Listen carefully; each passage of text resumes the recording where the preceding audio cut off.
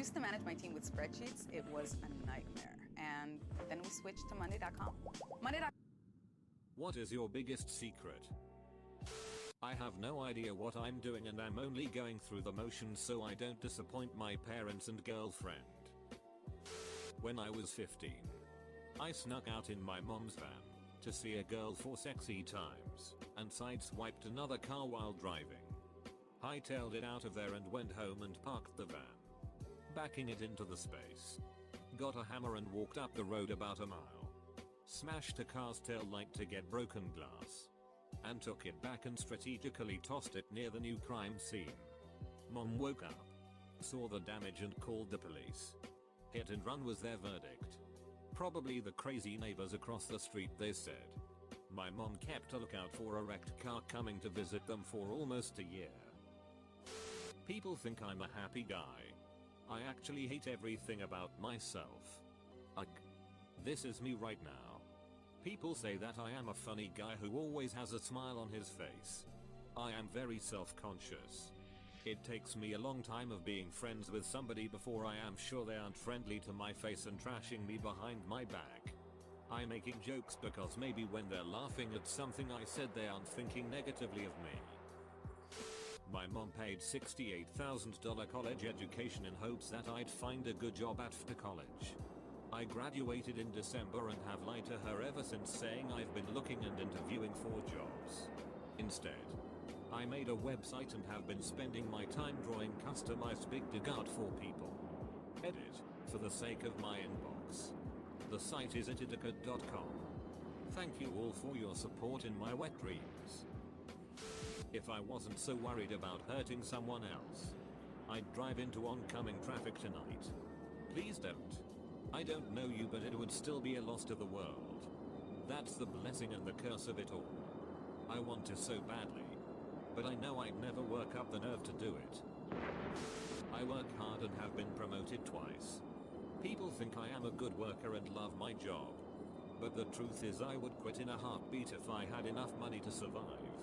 I hate my job and I hate working in general. I work hard out of paranoia and constant fear of losing my job. My goal in life is not to work my life away and I am failing. I'm a raging alcoholic. I've given up all other drugs, but I can't seem to give up booze. I'm drunk right now and it's not even 3 PM on a Tuesday. I've been really good at hiding it, but I think my fiancée is starting to get suspicious. Dude, go to AA. I know it's scary, but if your fiancée is important to you, do it for her. I really need to. But I'm a little scared to go to the first one.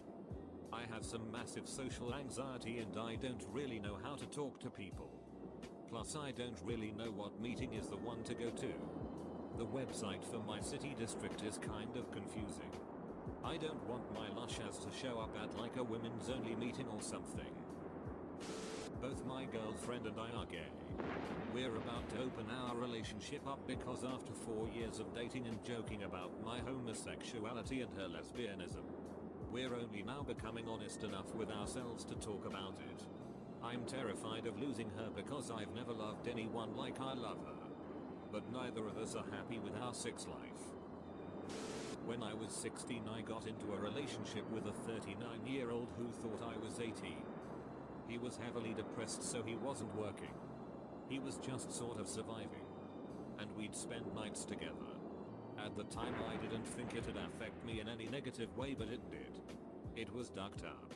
He told me if he ever healed himself it wasn't my fault. He was just too sad.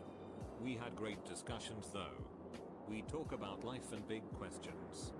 He was more of a dad to me. With 6. After a year I just blocked him on everything and never heard of him again. I'm not sure how I feel about it now. I lost my virginity to him. But I can't tell that to people. No one will ever know. My family thinks I got a second internship when I actually quit it on the second day. I have been going to a fake internship for several months now. Where are you actually going during this time? Going places. Hiking. Shopping. Eating. Meeting friends. I always eat the orange peel and throw away the rest of the orange. Sounds like you need to go to how to eat an orange class. Throwaway account here. Well, to start this off, I'm a guy. My sister was getting married and I was one of the groomsmen. I went to the bachelor party with my soon-to-be brother-in-law and got so drunk that I ended up crashing at his place. He and I were pretty good friends and he knew I was gay and was always playfully teasing and borderline flirting. I didn't really think much of it because some guys, regardless of sexuality, do that for attention. Anyways, I was laying on the couch watching TV trying to fall asleep and he comes in and sits on the other end of the couch and puts my feet in his lap. We were talking and he just starts rubbing my leg. Well, long story short, I slept with my brother-in-law the day before he married my sister. I've regretted it every single day since then, but it's just one of those secrets I'm gonna have to take with me to the grave. People will call me crazy or insane since I'm only 21 and look like I should be going out a lot more. I just feel too old to go to raves, concerts, dating, etc.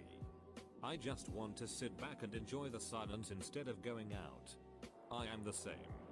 I'm 22/female outgoing but don't enjoy what people our age are enjoying. I enjoy the quiet things in life. Whether that be a deep conversation with a stranger at the airport, hiding with a book in Barnes & Noble, standing in the ocean water and wondering if I'm truly happy with where I'm at. I'm in love with a married woman. My best friend, female, and I, male, believe strongly that but for a single choice in high school, and a bunch of other choices in college, we would be happily married. But those choices went against us. And now we're just best friends married to other people. When we're together it is just like someone shook up a champagne bottle and is slowly easing the cork out. It's hard. Throw away. But I cheated in all of my college finals. I figured out if you are careful and confident enough you can have a smartphone on your lap. Once the screen has the brightness on low, it is pretty easy to look through without being noticed. I had exam invigilator walk by me all the time and not notice. Had a smartphone and would load it up with pre-answered questions and all the lecture notes. I got a 4.0 GPA. I've a technical degree and have been hired into the highest department of the biggest company in my area of study. I don't even regret it. I studied enough to understand the coursework, but I always sucked at remembering lots of information. It landed me my dream job and I've really excelled in the role. I'm about to be evicted and I haven't told my family because they all are struggling themselves. Oh god. I was in foreclosure. And the sheriff's sale for my house was 2 days away. I saved up some of my meds and was planning on telling my mom and asking her to take care of my cats. I just couldn't tell her till it was almost too late. We didn't have the money to stop it. Our family business was in the toilet. My mom was in debt. I wasn't able to get any help on the foreclosure. I was so ready to be done because I couldn't handle the shame of it. But once I told my mom, she wouldn't let me do it. She helped me through. I filed bankruptcy. Lost the house anyways, but coming clean just lifted so much off my chest. I was living under this cloud of losing my house and not letting anyone know.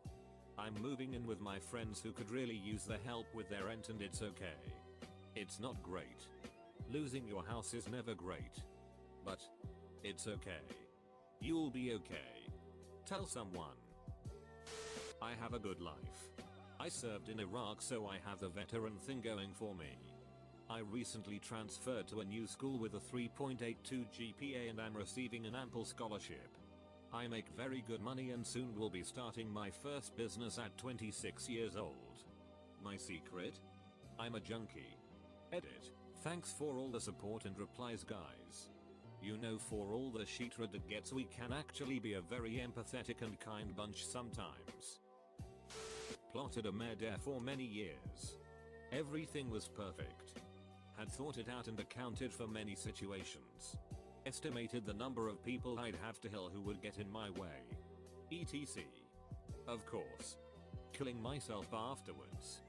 Thank God for magic mushrooms. That other me is dead forever. In the words of Andrew Kehoe, criminals are made, not born. Some of my friends know how I truly am, but most people in my life think I'm a cutesy innocent sweet girly girl. And maybe I am. But what I keep pretty hidden is my sexual practices. Especially the BDSM kind. According to a few strangers I look like a super religious naive girl. But really I'm an atheist who regularly gets tied up and rims my BF. Gets ducked in the ass. And deep throats a big dig so deep and hard that my throat gets sore. So here's my secret. I am married with 2 children. My husband is away for work often. Right after I had our second child, my husband left for 2 weeks. I hadn't had any alcohol since finding out I was pregnant with our second child. After putting my children down, my oldest in his bed and the baby in his coliper. It was a small crib that lays on the bed with the parents. I decided why not have a drink of wine. Well, I had 2 glasses and was feeling tipsy but not drunk. So I went to bed around 12 AM. Around 2 I woke up and went to the bathroom. When I came back I noticed my bed was empty. No crib, no baby. I panicked. I went to the end of the bed and my baby was on the floor. Underneath the overturned crib. I flipped the crib over and he was grey. I immediately began CPR and called 911. But all the while I'm thinking, how did this happen? Then I realized while I had been sleeping I must have somehow pushed him off. As the police and ambulance arrived he started to stir. We were driven to the nearest children's hospital. They asked me what happened and I lied. I said I woke up and he wasn't breathing. They didn't buy it at first, but after finding he was having seizures and his raisin test came back negative for broken bones and signs of abuse, they diagnosed him with apnea. He's now a 10-month healthy boy, but no one, not even my husband, knows what really happened. Everyone thinks I saved his life because I did CPR. I will never tell anyone I roll. I don't drink anymore ever and I fear I will one day receive my due karma. And the guilt eats at me every day. I'm actually gay. But a lot of people assume that I'm straight, just based on how I act and my appearance. My mom still denies the fact that I am, and I've had a lot of resentment towards her for not wanting me to be who I am. My parents think I'm Christian. But I stopped believing a few years ago. They wouldn't hate me if they knew. But would just be sad and felt they failed in what they believe. I love my parents too much to do that to them. EE savings bonds. I have bunches of EE savings bonds in my bank safe deposit box that were given to me from the time I was born by both sets of grandparents, aunts and uncles, for every special occasion in my life: birthdays, Christmas, Easter, graduations, etc. They've been in there for years, collecting interest, tax deferred. The face value on each is $100, but I have no idea what they are really worth now, with compounded interest over time. It's like a fun secret from the past that they gave me, and I just let them sleep in the bank vault, untouched. I love my wife with everything in me, but I'm beginning to resent her. We have 3 children and she is a stay-at-home mother who refuses to work. This leaves all the bills and financial struggles on me. She has no idea how tight our budget is due to her lack of understanding of the value of a dollar. I have talked to her about it. My mom handed her a job which she lost due to attendance because she doesn't want to work. Seriously consider putting a gum in my mouth, but the only thing stopping me is my children. The things me and my girlfriend do in the bedroom. Sounding and pegging. Definitely wouldn't want my friends and family knowing. Alright. I'll bite. He has her stick a smooth metal rod up his urethra. Have to be careful not to burst any of the fragile piping either or rupture anything, as I don't imagine pissing out pure blood is particularly pleasant. That absolutely nothing gives me joy in this world anymore. I am in a crippling depression whirlpool that I have no motivation to swim out of. I simply act normal around people so I do not have to talk about it. And the only concept that has kept me on this earth a quarter century is pure curiosity of if it will ever change. I take plenty of Drugas to numb myself. Although nothing like meth or H, because somehow even I have that much respect for myself. I come from an absolutely chaotic childhood and nothing can really make me get excited anymore. I'm a good-looking guy and have had beautiful women come and go, and their love was the closest thing to anything warm my entire life. Everyone loves me and apparently everyone likes me for me. But if I were to ever say any of this to anyone, it would completely blow their mind. I also have Tourette's. So yay. My family are parasites. Simply dreadful people. They are emotionally and physically abusive to me exclusively. They stole my money and spent it on luxuries for themselves. I was blamed and victimized for any tiny thing. So when my grandmother died, who was the one good person among them, she left me an enormous amount of money that none of them knew and know about. I have no idea how much there is in total. I'm getting yearly installments of £25,000 until I turn 25. And then I get all that remains in a single lump. God only knows how much there is in total. But I've gotten £125,000 so far. I'm 21, and there is no ducking way those awful people are ever hearing about it. I'm 24, have Parkinson's, and the only people that know are my mother, doctor, and therapist. None of my friends or family know. And it's getting worse every year. I think I was sexually abused when I was 8. I remember I was at my aunt's house, and my cousin and his friend came home from the bar. His friend got into bed with me. I remember my aunt walked in and there was a lot of screaming. She always made me sleep in her room when I stayed over after that. She died when I was 13. So I will never know what really happened.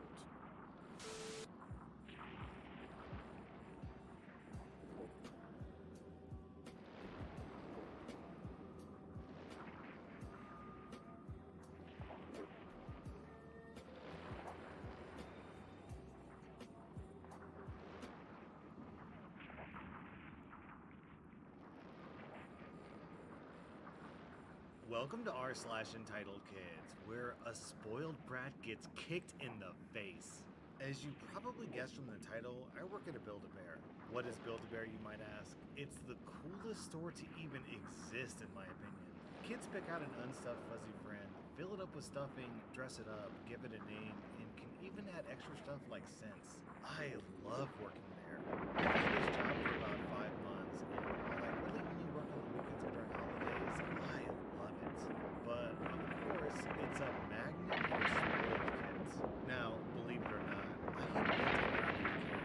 Most of the parents at Build-A-Bear are extremely polite and don't let their kids go haywire. I'm thankful for that, but of course, that doesn't mean things always go smoothly.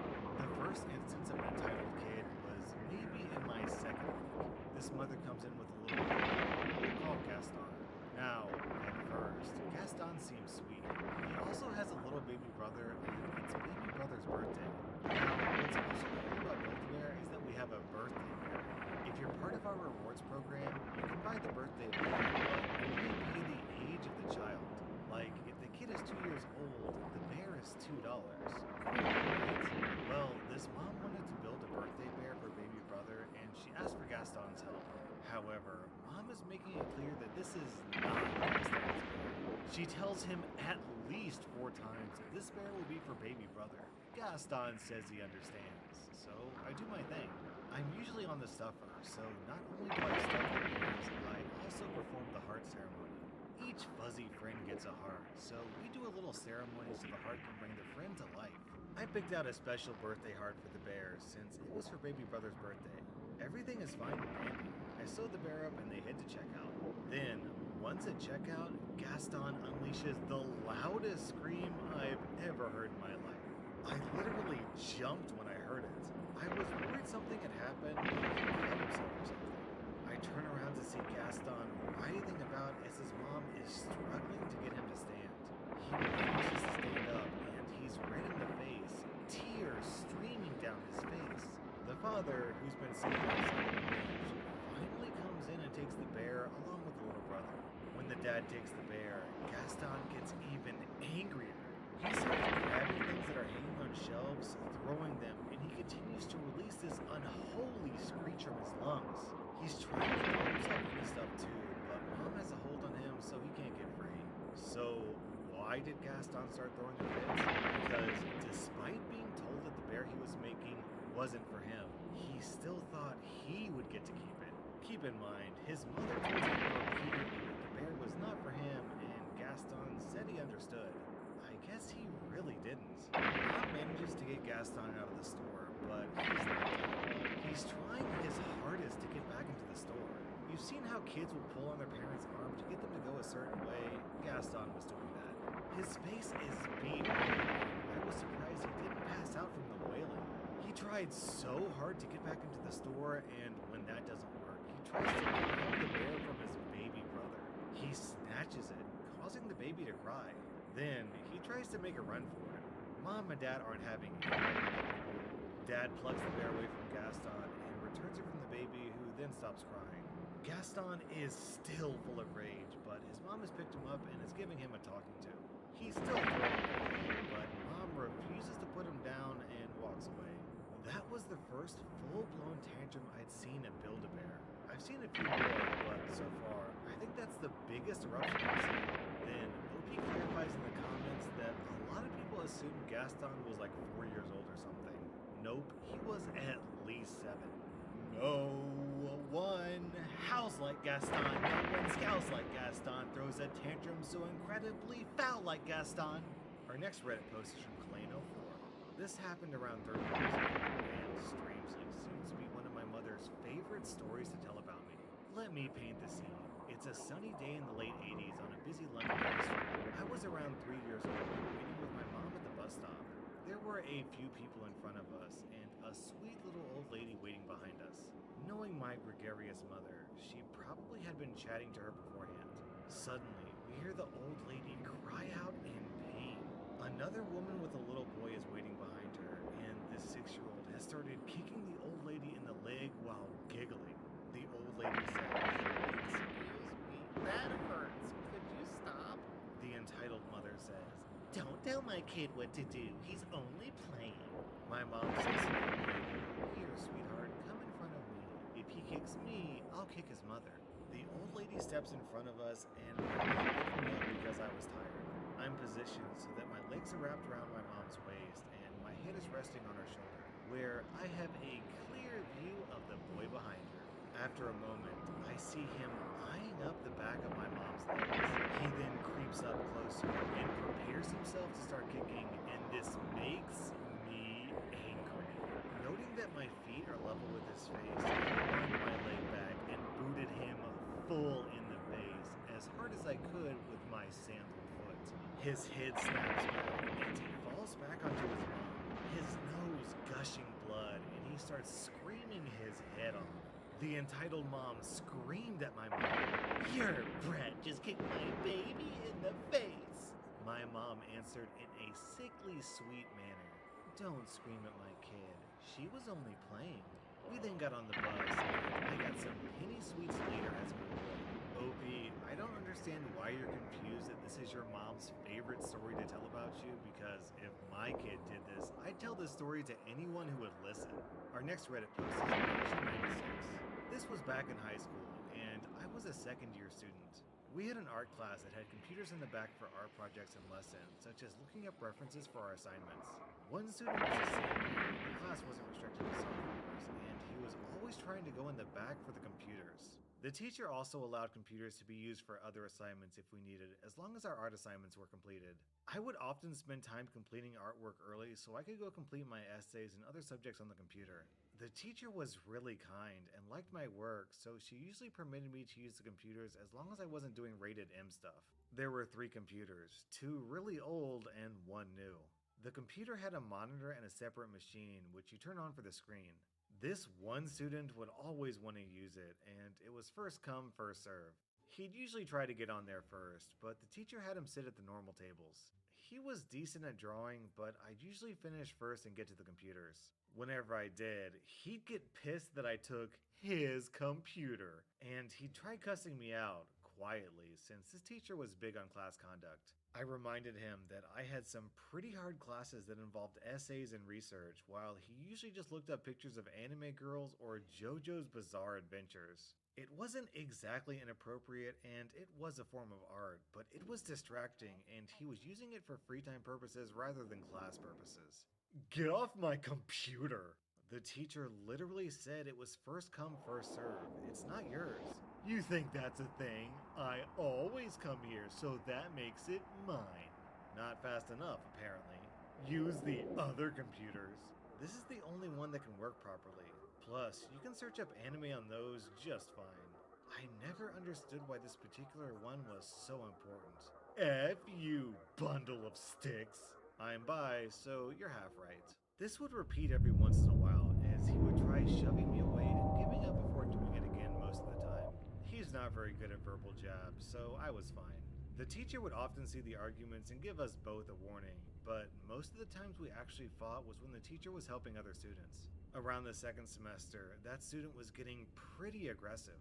Whenever I looked away to get a pencil or to look at my notes, he'd push me aside and go Control A and delete.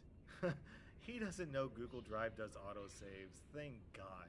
Other times, he'd whack me with his backpack and tell me to go die, but that wasn't too often. There was a project involving stop-motion animations with clay, and anything the participants wanted to bring. No guns or adult toys. So I brought Legos to make a stop-motion of Lego pieces flying together and making anything before falling apart and building something new. This whole time, that student was at the computers and wasn't doing the project. The teacher told him if he didn't work, he'd fail the project. I was fine with it, as I didn't need a computer for building stuff. What he did next, I was effing pissed. When I was almost done with the project, he shoved me out of my seat and grabbed the iPad I was using. The school lent the class a whole cart of them for the project, and deleted not only my progress, but the progress of the other 4 classes that had used that particular iPad. Then, he tossed it on my Legos and kicked me in the side. Half of the class was shocked, seeing as that was literally out of left field, and I didn't even do anything personally to him other than use a computer that didn't belong to him. The teacher was pissed and started to berate him for injuring a student and damaging property. I don't know if she was talking about the iPad or my Legos, neither of which were damaged while I was recovering. I wasn't hurt too bad, so I told the teacher I was fine, while telling her all my work as well as several other works on the iPad were deleted because of him. He was sent to the office, got a 0 on the project, heard he got a month's detention, and was unable to attend prom and senior night. And the teacher offered extra time to complete the project. I only needed a few extra days, seeing as building Legos was second nature to me.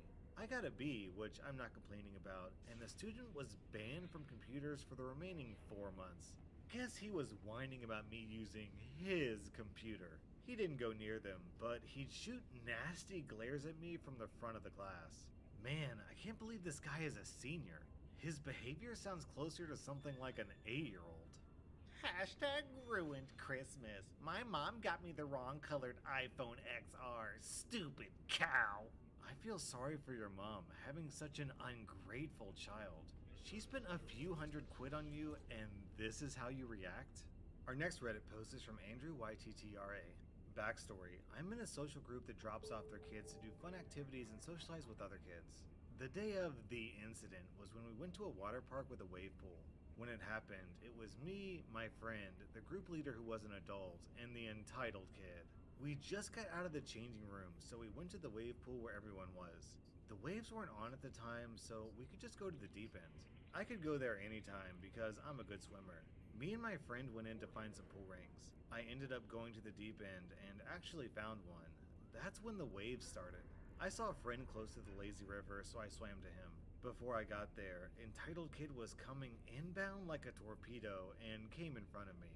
Oh boy, here we go. Hey, OP. Hello. Is that a pool ring you have? Well, you're not blind, that's good.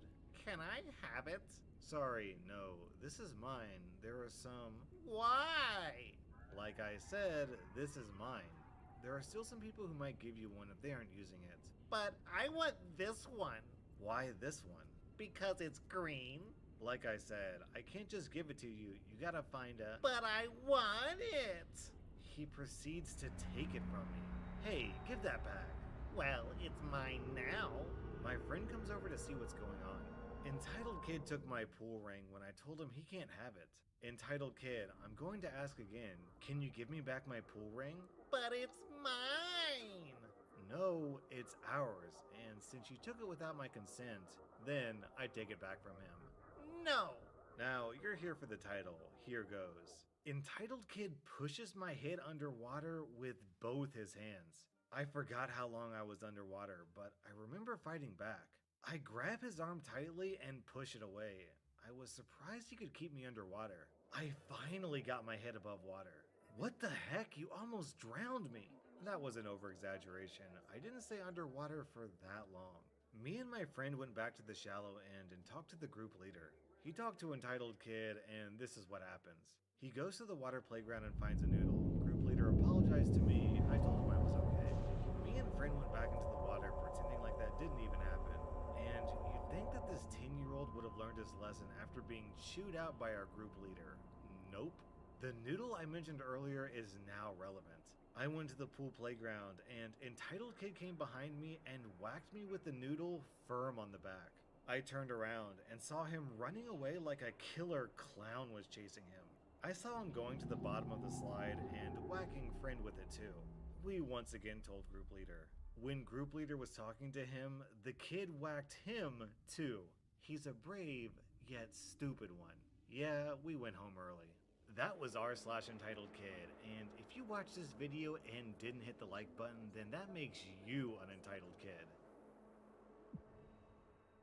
Welcome to r/Today I F'd Up, where OP almost drowns in a lake of human poo. Today I F'd up by almost ruining my parents' marriage.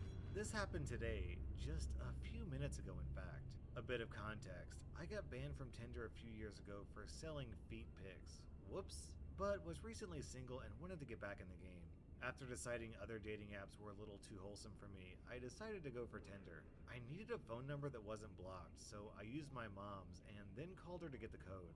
I figured she's like 60 and probably doesn't even know what a dating app is, so no harm, no foul, right?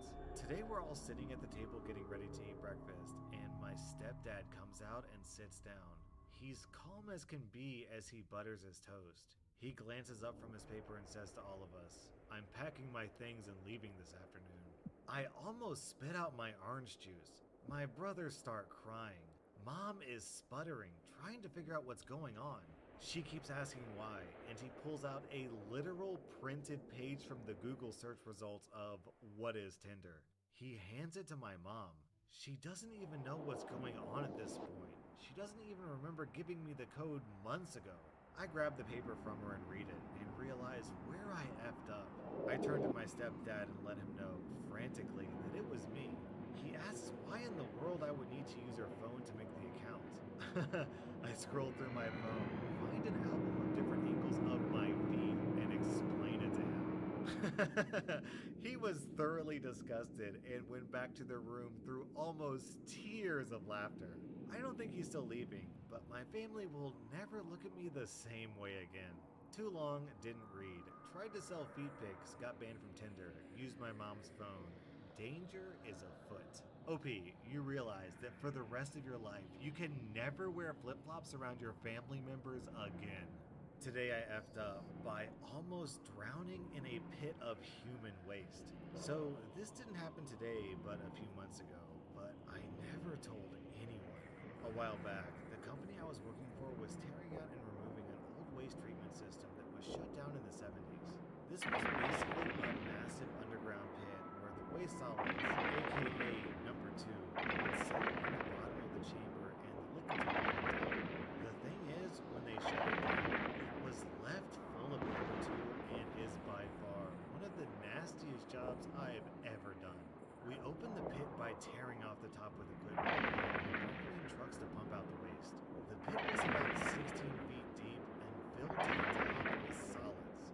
And when I'm talking solids, I'm talking tons and tons of condoms and for some reason pumpkin seeds, which I still don't understand to this day. One weekend, we got a bunch of rain. When it rained, we would pump the water out of the new sewer so we could remove the solids. Since it was the weekend and we had so much rain, my boss asked me to swing by and turn the pumps on so the water didn't get out of hand. So I went out to the job site alone to turn the pumps and suck the water out. When I got to the job site, I turned the pumps on, but they were clogged up. I decided to walk into the structure alone and clear the pumps, and that is the start of my breakup that almost cost me my life. Since I took my personal vehicle, I didn't have any of my equipment, so instead of using a harness, I went in without one, which is the first F up. The structure was underground, and the pit had large chambers that were broken into basically large upside-down V's that you could walk on the point, which was a foot or two wide. When I got down to the pumps and was crouched down cleaning them, I went to answer it, and that was my second F up. Being crouched, I had to turn my leg and try to get my phone out of my pocket, and my foot slipped on some gravel, and I slipped off the ledge and fell in. At this point, I wasn't really worried about anything besides the fact that I just landed in straight 40-year-old doo-doo up to my knees. However, when I started to move to get to the edge to get out, I started to sink. Like I said, this pit was 16 feet deep, and it was like being in quicksand. I tried to reach for the edge, but it was just out of my reach, and when I tried to move again, I was now a little over waist deep. At this point, I was still fine. Yes, I was covered in doo-doo, but normally, a security guy comes around once or twice a day to check the site. So just chill there, wait for him to come, and he can get me out. Sure, I'm gonna be embarrassed, more than likely get in trouble, but I'd be fine. The thing is, while I stood there, still covered in doo, I noticed that I was still sinking, and that's when the panic set in. I couldn't wait. I had to get out or I was going to die. I was going to drown in 40-year-old human dew. My whole life had led to me drowning in dew. So I instantly tried to get out. I tried to kick my way out. I tried to pull myself out. I tried to swim on the top of it, all while sinking deeper and deeper. And nothing but the thought of the absolutely crazy way that I was going to die. At this point, I had sunk to my chest and I had pretty much lost all hope. I started to accept my fate and broke into a combination of hysterical laughter and cursing myself for my stupidity of going down there without a harness. I finally calmed down and reading the wrapper for a comedy from like the 60s, and I noticed a piece of rebar sticking out of one of the walls that we had started to tear down. I reached out and stretched myself out more than I ever think I've done in my life, and was able to grab it. With every ounce of my strength, I managed to pull myself forward and then pull myself to the edge and get out. I got out of the pit and fell on the ground and looked up at the sky and lay there covered in dew and smelling worse than I ever did in my life and laughed. I was alive.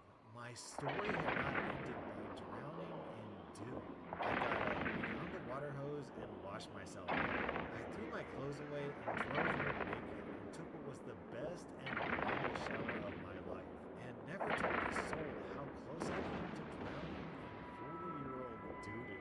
OP, I think that story is supposed to be kind of funny, but to be honest, that was horrifying. Reading that made me really tense and anxious. And at the end, when we were looking up at the sky laughing, I couldn't help but imagine that scene in Shawshank Redemption when he finally gets out of the prison. Man, what a story. Today I left up by cheating on my significant other, and karma came fast. This actually happened about 10 years ago, and we split up because of it. Before I go any further, I want to point out that I am fully aware of how sucky and inexcusable cheating is. I was young and made a mistake that I paid for immediately. This is my story. So one night, my roommate invited me, 21 years old at the time, to the beach to see a bunch of people that knew from high school and hadn't seen since graduation. We'd spent all night in the bar drinking and taking shots. Eventually, the bar closed, so me, my roommate, and the remaining members of my group decided to grab the coolest from our friend's hotel and head towards the water to finish the night off with a few more beers and listen to the water. The waves seemed to be appearing from a void. This is about the time things took a turn. We had been debating getting in the water, but this is not very smart, especially when we schedule the tide.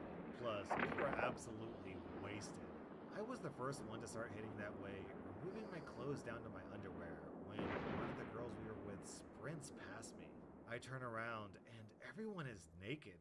I admit that at this point, I had not even considered how my girlfriend would have felt about this, and I got naked too. We'd been swimming for about 30 minutes when everyone started splitting up.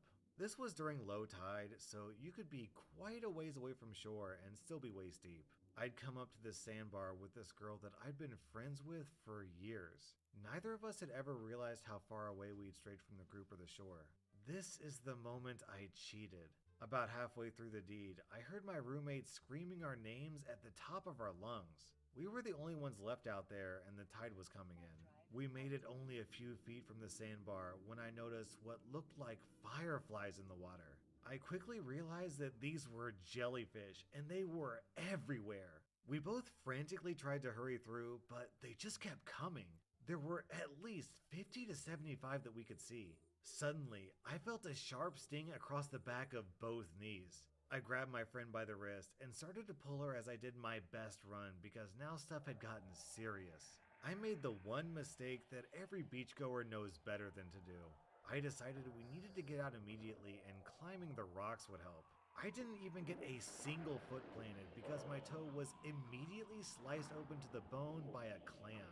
Now I'm naked, pouring blood, and both of us had been stung all over. We started back towards the beach when I doubled over in pain, shooting through my dong and balls. I thought I'd been bitten by something, but it turns out a jellyfish had wrapped around my genitals. I had never been in pain like this before. When we finally got to the beach, we were surrounded by all our friends who heard us screaming and had called the police because they thought we'd come across a shark. It's almost 5 a.m. and the experience had completely sobered me up. The police were surprisingly cool about the whole situation and one of them offered to walk us back to the hotel. Fast forward to later in the morning when my roommate had driven us home. When we got home, I started evaluating my injuries. I definitely needed stitches, but opted out because I didn't have insurance at the time. My dong looked horrendous, however. I couldn't even believe what this jellyfish had done to it. It was swollen, tender, and was a different shape. I took a handful of ibuprofen and took a shower before passing out for the remainder of the day until the evening when I wake up to my girlfriend crawling into the bed with me. My heart sank. She knew I had gone out the night before, and my roommate informed her of my rough night, excluding the fact that I betrayed her. She was there for maybe a total of 10 minutes before I completely broke down and confessed, but didn't tell her about the cat or the jellyfish. She never looked at me, never cried, and left without saying anything. I saw her about 4 years ago in a bar. She approached me and asked if we could talk for a while. She told me that she was never mad at me, and that after some time, she was just happy I was honest, after the apology. To which I replied, well, I've got something else to tell you about that night that you're going to love. She effing loved every second of hearing the rest of the events from that night. We laughed pretty hard about it. I paid for her tab and left. We haven't spoken since. OP, did you date the daughter of Poseidon? Because it seems like the ocean itself was angry about that cheating. Today I effed up by stripping down and sexually confronting my father-in-law. So this happened about an hour ago and I'm just sitting in a cafe trying to stop cringing in embarrassment. I'm on vacation with my wife and her family and we arrived at the hotel today, checked in and settled into our rooms. A while later, a few of us headed out to explore. I went and met up with a friend who lived in the area and we ended up having a few drinks. Earlier, while I was out, I'd gotten a text from my wife saying that she was switching her room with her parents as ours had a balcony while theirs didn't, which her dad wanted some kids and that she was going out for dinner with her mom. Anyway, I saw it and said, okay, we just switch keycards with her once I got back. A few hours later, I was a bit drunk and my friend dropped me back at the hotel. The text had completely slipped my mind, and so I headed to the room at the balcony where her parents were staying and, thinking it was ours, went right in. As I went in, I heard the shower running in the bathroom and, feeling promiscuous, I decided to give who I thought was my wife in the shower a little surprise. So I stripped down, completely naked, and seeing that the door was slightly ajar, decided to barge in. So I did, while also announcing quite loudly, Daddy's home. The sight that lay The sight that lay before me is one that'll be stuck in my mind forever. My father-in-law, naked in the shower, looking at it in a mixture of disbelief, confusion, and mostly anger. I froze, and for a second, we just stood there in silence, which was soon broken by him shouting, "What the OP?"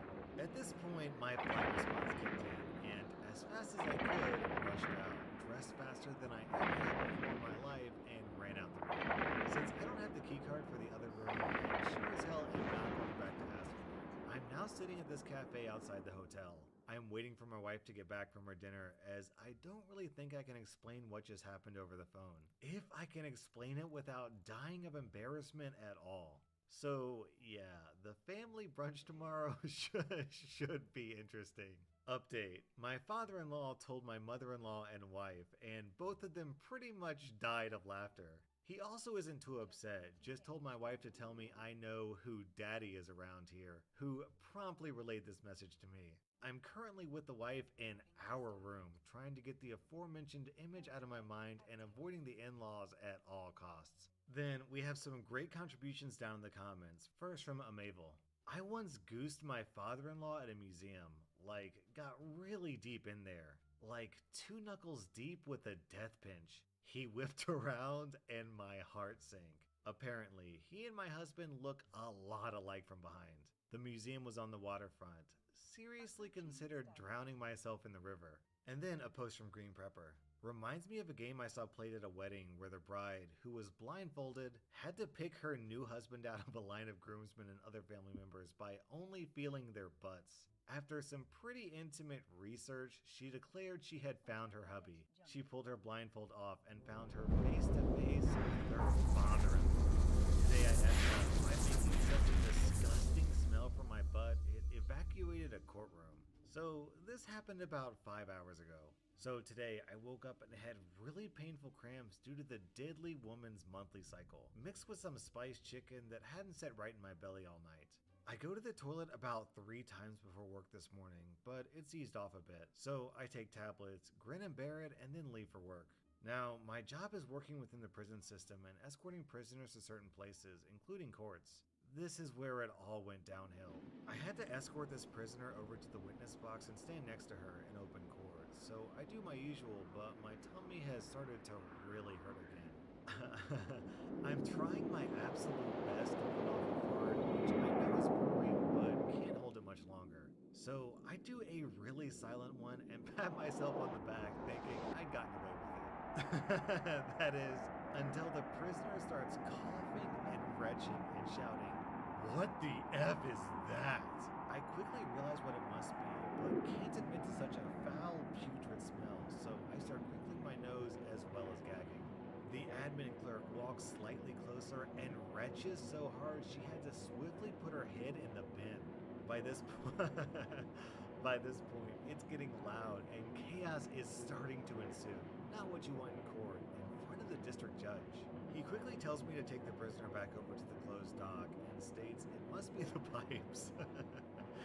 He stands down the whole of the court and makes maintenance come in to check all pipes for leaks, cracks, anything that could have made that smell happen. The prisoner still has has watery eyes. I'm pretending to gag and the clerk is sipping water next to a bucket. OP, it's inhumane to torture prisoners. What's wrong with you? That was r/today I effed up, and if you don't subscribe to my channel, then you definitely effed up. Welcome to r/petty revenge, where OP gleefully steals someone's donuts. This happened a couple years ago. It had snowed a bunch, and so I went out to clear a spot for my boyfriend at the time for when he got home from work. He's a police officer. I spent a while digging it out, and as I was finishing up, some girl drove up and parked in it while I was still shoveling it. I told her that I had just dug it out, intending to use it, and asked her to move, and she didn't. She then got out of her car and walked away. Turns out she lived 2 buildings down, so she wouldn't normally park there anyways. Our complex had a mini snowplow, and the dude was plowing in the area and saw this all go down. He helped me move all the snow from the pile he just created and put it all around her car. We buried it up to the door handles on all sides. He then dug out a new spot for me. I saw her later trying to dig out her car. Turns out she didn't have a shovel. So naturally, because I'm petty, I went out and reshoveled the sidewalk from the lot up to our building and threw all of the snow on her vehicle while I did it. Then went inside and took my shovel with me. I don't understand why people steal other people's parking spaces right in front of them and then walk away all smug like they've won. Because then you've just pissed off someone and showed them your unattended car. Is that how you want your car to get keyed? Because that's how you get your car keyed. Or worse, your tire slashed, your rearview window's broken off. There's so much an angry person can do to an unattended car, so why risk it? It makes no sense to me. And then we have a similar post from Sloppy Moses. This may be the pettiest thing I have ever done. So in my city, there is a pub that's attached to a donut shop that serves the best donuts in the city, which always causes a long line. Because it's attached to a pub, it doesn't close shop until 9 p.m. as there is a solid flow of business rolling in. Anyway, my girlfriend and I get a serious hankering for some snacks, so we decide to head to the donut shop and arrive at around 8:30 p.m. by car. Now, there are only 3 parallel parking spots a little up the street from the place, and they are all 15-minute spots, which are usually full. We see up the street that, count our lucky stars, a spot is free. My girlfriend pulls a little ahead of the car in front of the spot, turns on her indicator, and begins backing into the parking spot, when this little white Vespa driving behind us whips into the spot. I roll down our window and call out the driver. "Excuse me, we were just backing in."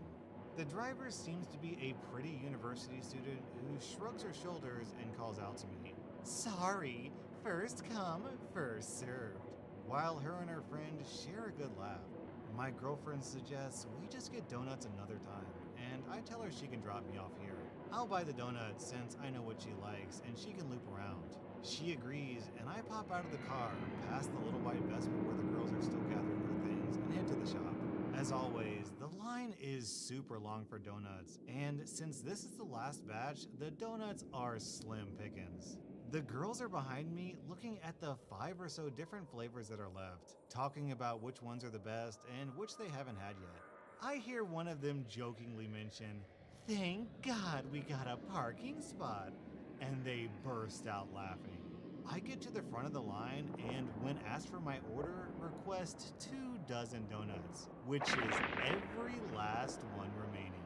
The girls behind me didn't listen to what I ordered, but eyebrows of confusion started to form on their faces, and they slowly saw each donut loaded into the boxes and their options dwindle. One of them, the driver, in desperation asked the baker who was loading them in, "What, you're not even gonna save a few for us though?" To which I turned around and said, "Sorry, first come, first serve." She honestly looked like she simultaneously solved a movie mystery and messed her pants. It's difficult to put into words, but truly an expression I can never forget. Best donuts I ever tasted, and enjoyed by the rest of my office the next morning. Yeah, never mind, forget what I said about keying the car or kicking off the rearview mirrors. Stealing their donuts and eating them in front of them while they regret their life choices is a way better route for revenge. Then we have this contribution from GT Shelby down in the comments. I had a woman steal my parking spot that I had been waiting patiently for at work once. She zipped in even though it was obvious I was waiting there, turned signal on for the spot to be free. The lady in the spot finally pulls out and turns towards me so I can't pull into it quickly. And the jerk pulled into it. I could see her laughing as she did so. F it, I'll find another spot, and finally did so. A few minutes later, I'm in my store and get called to the return desk for a customer complaint. A lady was pissed we wouldn't do a return for an item without a receipt. There's a limit of 3 in 6 months, and she was past it, and wanted a manager to make an exception. I get to the desk, and lo and behold, guess who it was? Parking spot thief. I put on my best retail smile and politely told her not only no, but F no. When she started to raise heck, I told her to leave or be banned from the store. She skulked out. My desk associates told me she was notorious for being a returnaholic, and that LP was already investigating her for fraud. Our next Reddit post is really issues. On mobile, forgive my text wall. This happened to me last night. I got in my car to pick up my girlfriend and my tire pressure light came on. I have a 12-volt air compressor in my back seat, but it's loud and fills sort of slowly, so I opted to drive to the local Wawa. For those who don't have Wawa, it's like if 7-Eleven got sober and went to college. Wawa's air pumps are free to use, which usually means there are at least a few cars lined up. But when I pulled in, there was only one other car. Score. I pulled behind the guy filling his tires, and an older gentleman in a BMW pulled in behind me. After about 3 minutes, a woman in a brand new Lexus pulls up directly next to me and puts her window down. "I only have to fill one tire. Do you mind if I go in front of you?" she asked. I said, "Actually, I do. We've been waiting here for a little bit. Sorry." She muttered something while rolling her window up, and I put up mine. About a minute later, the guy at the pump was done. He backs up, and before I can even put my car in gear, Lexus woman pulls her car in front of mine diagonally, blocking me from pulling into the spot, and then pulls straight in after the first guy's moved. She climbs out of her car and gives me the most infuriating little wave. At this point, my anger gives way to a ninja-like calm, and I know exactly what must be done. I pull my car forward and stop about 6 inches from her rear bumper. The air pump is in the corner of the lot, so Lexus woman has a curb in front of her, a curb to her right, where the pump is, and now my dirty car right behind her brand new one. She's busy filling her tire and doesn't notice that I've pulled right up to her car. I step out of my car, grab my air compressor from the back seat, and start setting it up to fill my tire. Mr. BMW, who has remained completely still and silent, sees what I'm doing and asks if I can fill his tires too. I say, of course, and motion for him to park in the empty spot to Lexus lady's left. As soon as he pulls in, she notices what's happening and starts yelling. I flip on my air compressor and begin filling my tire. Her cries drowned out by the sound of 250 psi of justice. She comes and stands in front of me, face beet red and little flecks of spittle popping out from between her cigarette teeth as she calls me all sorts of names. I calmly say, "Ma'am, I only have one tire to fill. You don't mind, do you?" Mr. BMW is absolutely loving this. And as I finish my tire and move to fill his, she starts up again. "You mother effers, effing piece of doo-doo buttholes," etc. I finish Mr. BMW's tire and he thanks me for my help, climbs in his car, and pulls away grinning.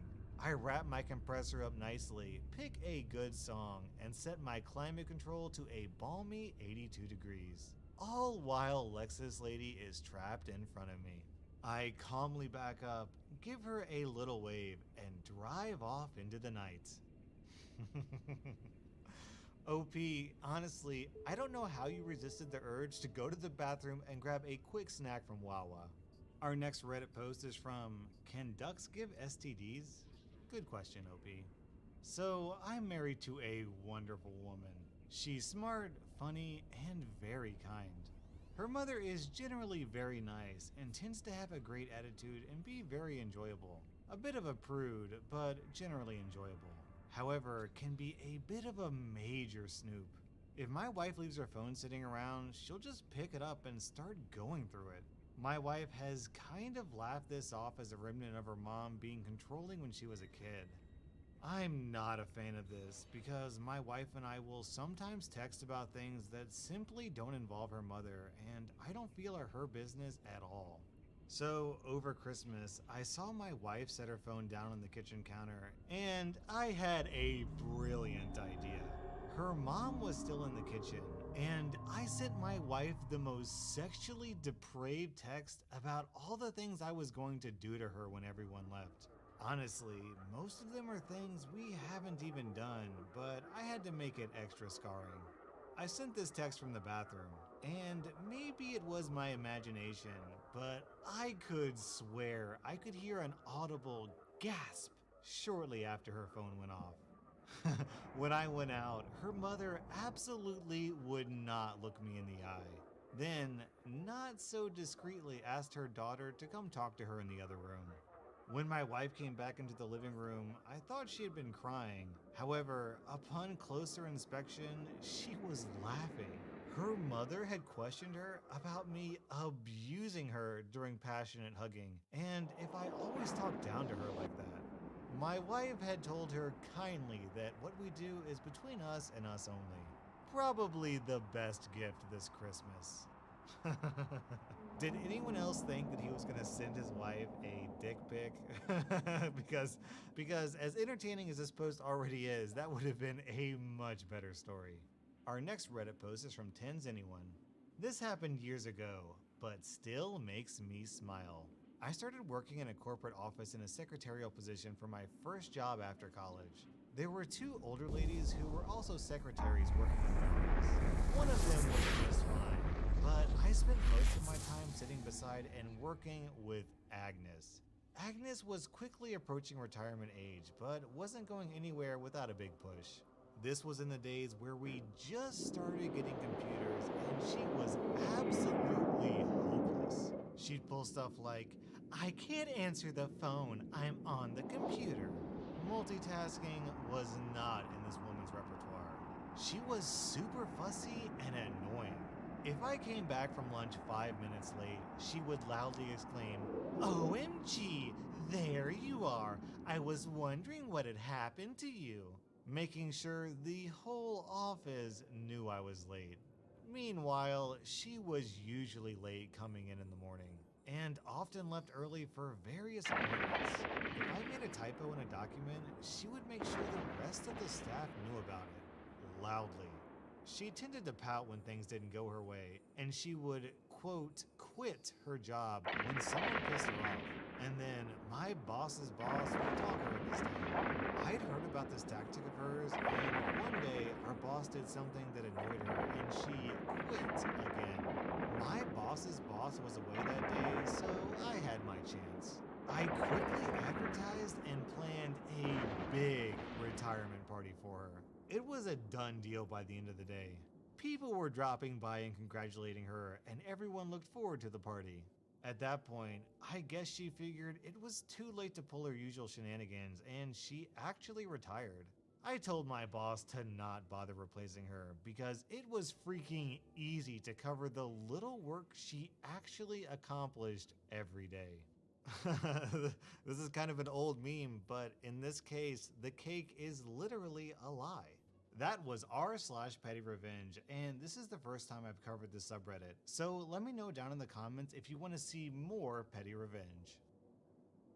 Welcome to r/PettyRevenge, where people get back at everyday jerks. When I worked at Walmart, I went from cart pusher to cashier to electronics to security. Sometimes, after I switched to security, when electronics was really swamped, I'd help out for a few minutes. One day, the phone was ringing and I was walking by and randomly answered it. Sir Scamalot said, "Hello, sir. This is Steam Support Services with Valve." Instantly, of course, I know this is a scam. I adore Valve and played so many of their games too. I can't believe my luck. Of all the calls to answer, surprisingly, he didn't have some weird accent. "Oh, what can I do for you?" "We've had reports that game keys shipped to your location may have an error that prevents it from authenticating.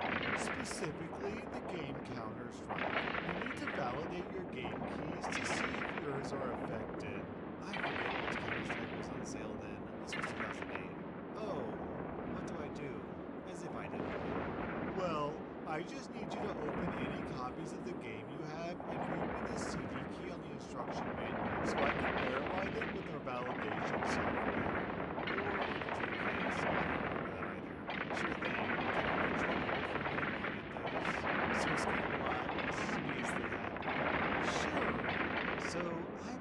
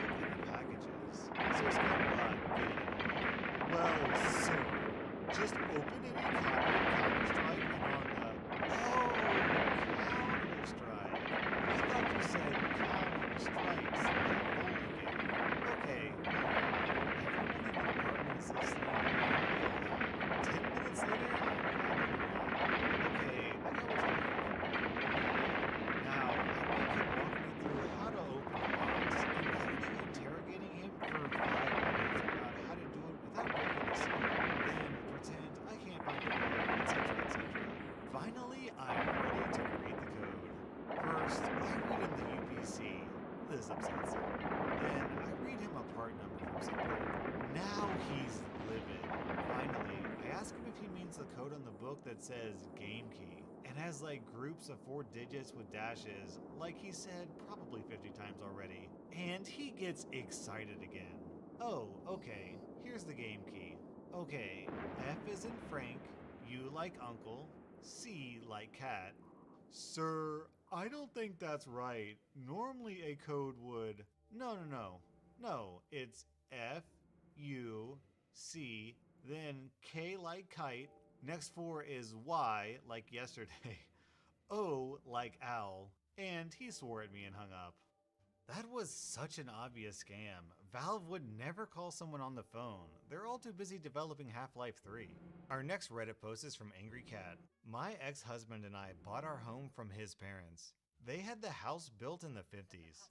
For years, father-in-law wanted to install a shutoff valve in the utility room to, shut off the water to the whole house to do some repairs. The plumber told him it would cost a large amount of money because they couldn't find the shutoff from the city water main at the street, the Buffalo Box, aka the water main shutoff valve. Since the Buffalo Box was MIA, they would have to freeze the pipes to stop the water before installing the shutoff valve. It was an expensive process to freeze the pipes, so it never got done. When we bought the house, we decided to get the shutoff valve installed. We called the water department and they sent 2 workers to shut off the water. When they arrived, I explained the problem.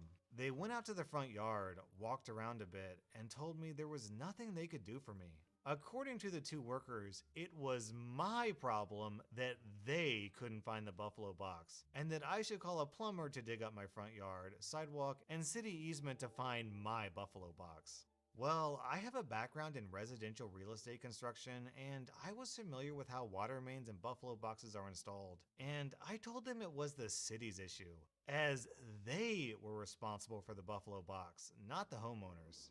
According to these guys, as a woman, I didn't know what I was talking about, and they left.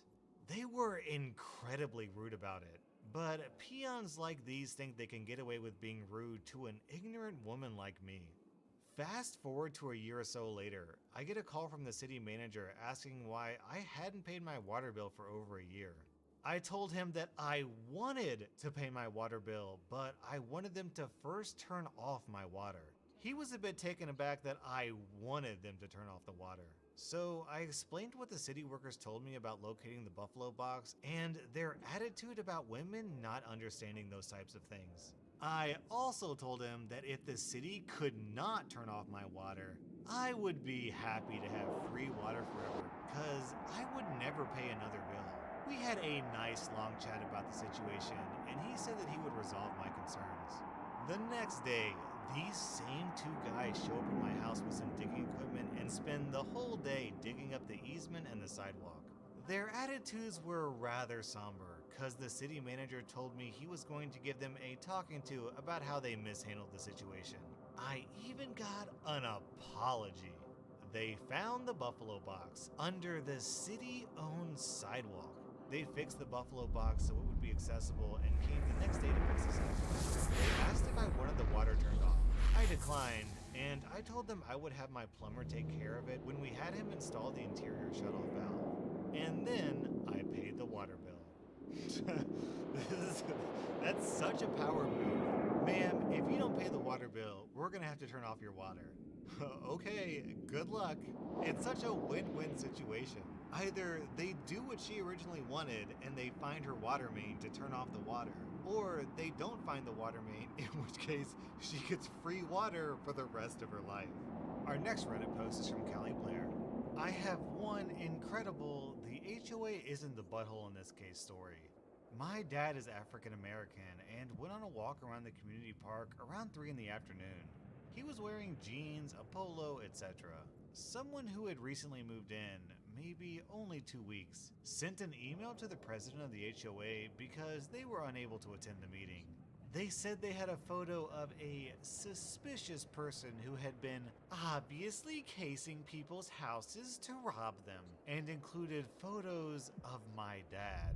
The president of the HOA emailed back that they were very concerned after seeing the photos and would stop by her house to discuss the issue in person. They scheduled a time to talk and come up with safety strategies. My dad is the president of the HOA. He said the look on her face when she opened the door was priceless. He then proceeded to discuss the issue with her. Like she hadn't emailed a picture of him asking her, "Now, why did you feel concerned for your safety? And what about him made you think this man was a threat?" She didn't send any more complaints.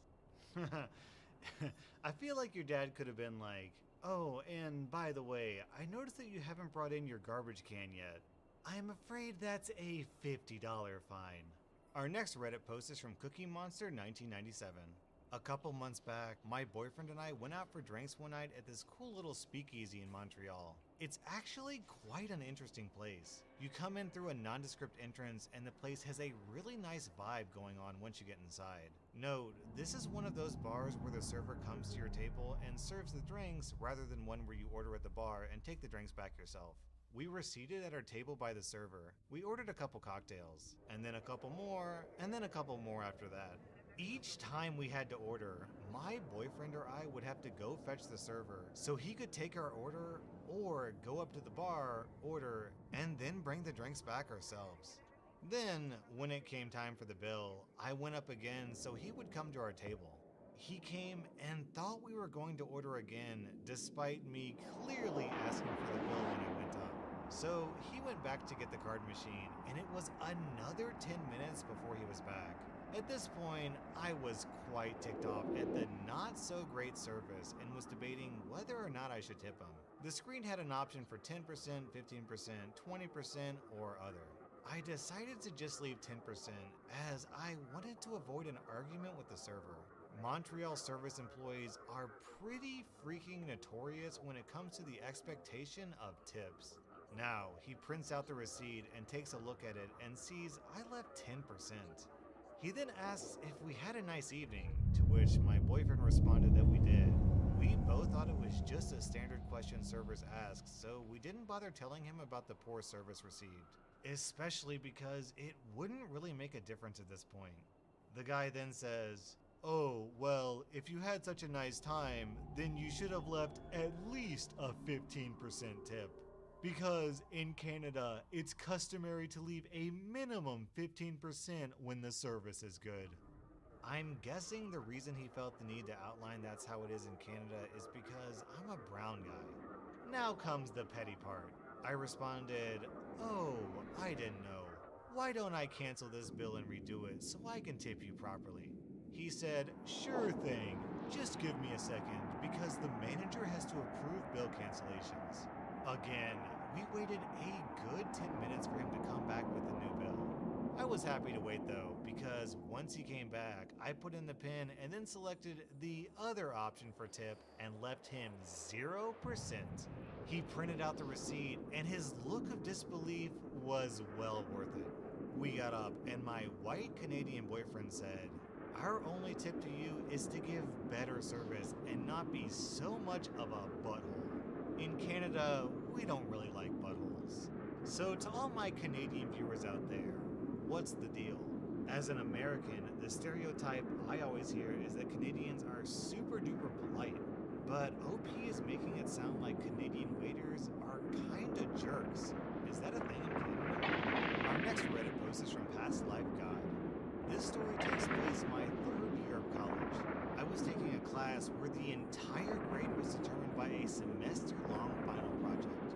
We were supposed to be in groups of 3 in the project, but the 3rd guy in our group had more sense than me and bailed early. This left just me and Lazy Girl. Lazy Girl didn't do anything the entire semester. I would ask her to work on pieces of the project, but she always had an excuse for why it wasn't done yet. Or, in her case, started. Now, I didn't want any confrontation with this girl, as she was my friend at the time. But I finally lost it one night towards the end of the semester. I asked her to meet at my house to work on the project, but something important came up. Fed up with this one-sided partnership, I decided to air my woes at the local bars. And guess who I run into? Lazy Girl and her boyfriend drinking. She made up some BS excuse and I made a plan. I powered through the entire assignment, except for the conclusion, which I asked Lazy Girl to finish. I held out exactly zero hope that she would finish this section. So I quickly finished it myself and turned in my project with a little note to the teacher. The note detailed how I had done literally everything for the project and that, despite my best efforts, I could not get Lazy Girl to contribute. I said that I was turning in my version and that our conclusion sections may differ, as I'd asked her to actually do that part herself. So here's a little tidbit about our final projects. We each had to turn one in. Lazy Girl not only didn't do the conclusion, she didn't turn in a project at all. She tried calling and complaining at me for not giving her credit, to which I went off on her for not doing anything on the entire project. I mentioned how I even gave her the opportunity to turn in my work for a grade if she'd only do one thing. She hung up after that, and that was the last time we spoke. This was a college class, and college classes are expensive. The only thing missing from this post is OP adding in how much that class cost, and therefore how much Lazy Girl wasted on failing that class. That was r/Petty Revenge, and if you want to support me in this channel, you can buy my merchandise with the link down in the description. Welcome to r/Pro Revenge, where a cheater ends up jobless and homeless. I live in a 10-story apartment building in a dense part of a city with numerous other tall complexes, but also a number of old single-family homes. One such home abuts my building, directly under my 8th floor apartment. The longtime owner has had a pigeon coop in his backyard for years. The birds smell and are a nuisance, but no big deal. Then, about 6 months ago, the owner took it upon himself to dump 20 pounds of bird seeds in his backyard daily, attracting 200 to 250 city pigeons. They are ferals that lived in a nearby park, but once the feeding started, they ended up hanging out on my neighbor's roof most of the day, every day. Complaints to him to desist were fruitless. Numerous neighbors also complained to city officials, but they were useless. Animal rights activists on our city council who halted a pigeon control program a few years back as cruelty to animals are very pro-animal. They refuse to take action under the pretext that there is no sort of nuisance law the city could use in this case. The smell from the pigeon droppings in his yard progressively got worse, and the birds started roosting on our property and dumping on parked cars. Several disgruntled neighbors, including me, pondered a solution for months. A neighbor and I arrived at a solution: artificially escalating the nuisance level of the problem, specifically the bird reek, so the city can no longer ignore the nuisance. It had to be logical, secretive, and calibrated. Someone couldn't throw dog poop onto his property and expect an outcome. Long story short, we concocted an odorous slurry. Using my 8th floor balcony directly over the pigeon lover's backyard, I gave it gradually increasing midnight sprinkling of slurry, which disappeared into the grass in his messy backyard. Within 1 week, the increased odor emanating from his property reached half a block away. Suddenly, the problem was resolved. We didn't see the official action, but word was that several prominent businessmen who own a restaurant down the street complained to the mayor about the stench. The city took action. The guy is now only allowed to keep about 15 pigeons in coops. No more feeding the ferals. An unorthodox solution to a problem that needed to be dealt with. Great solution, OP, but not where I thought this story was going. To be honest, I thought you and your neighbors were gonna start sticking your butts over the edge of the balconies and taking a dump on your neighbor's house. That probably also would have been effective, but in a very different way. Now, how many of you are imagining a butt sticking over the balcony and dumping onto the neighbor's house? If so, please hit that like button because it really helps me out. Our next Reddit post is from Genevieve. This story takes place almost 12 years ago, so I'll do my best with the dialogue and details, but admittedly, some things are a little fuzzy. Most of my life, I've had a problem with picking men that were not good for me. So much so that I even had a phrase for it: saving the world one moron at a time. One of my more spectacularly bad choices was a guy by the name of Bob. Obviously, not his real name. I met Bob when I was working one of my 2 jobs at the local mall. He worked somewhere else in the mall, so we hit it off, and soon enough, we were in a relationship. Within a few months, my lease was up, and we ended up moving in together, which obviously in hindsight was a huge mistake. But I was dumb and lonely. Soon enough, red flags began to fly. He would say things in common conversations that were simply incorrect. Like, there's only 4 continents and the rest are actually owned by the Martian government and thus don't count, etc. And when challenged, would circular talk until you either agreed with him or dropped the subject. He would also make claims that seemed entirely unbelievable, such as when I asked where he had been staying prior to his mom's house. He said he camped in the woods. When I asked how he did that for months on end, and without any gear, he simply gestured to himself and said, "This is all the gear I need." The worst trait, though, by far, was his epic laziness. I have never witnessed someone so lazy in my life. Bob was unemployed for over a third of our relationship and would simply sit in the apartment watching Netflix or playing some war game on his computer, aka my spare computer, typing away in the group chat. He would never clean up after himself, leaving dirty dishes in the sink and filth on every surface, while taking a shower maybe once a week. The smell that permeated my apartment could only be described as revolting and could easily gag a maggot. I would inquire a few times a week on his job hunt, only to be dismissed or given a growing amount of excuses such as, "But I don't have a car, how would I get there? The bus doesn't run in that area.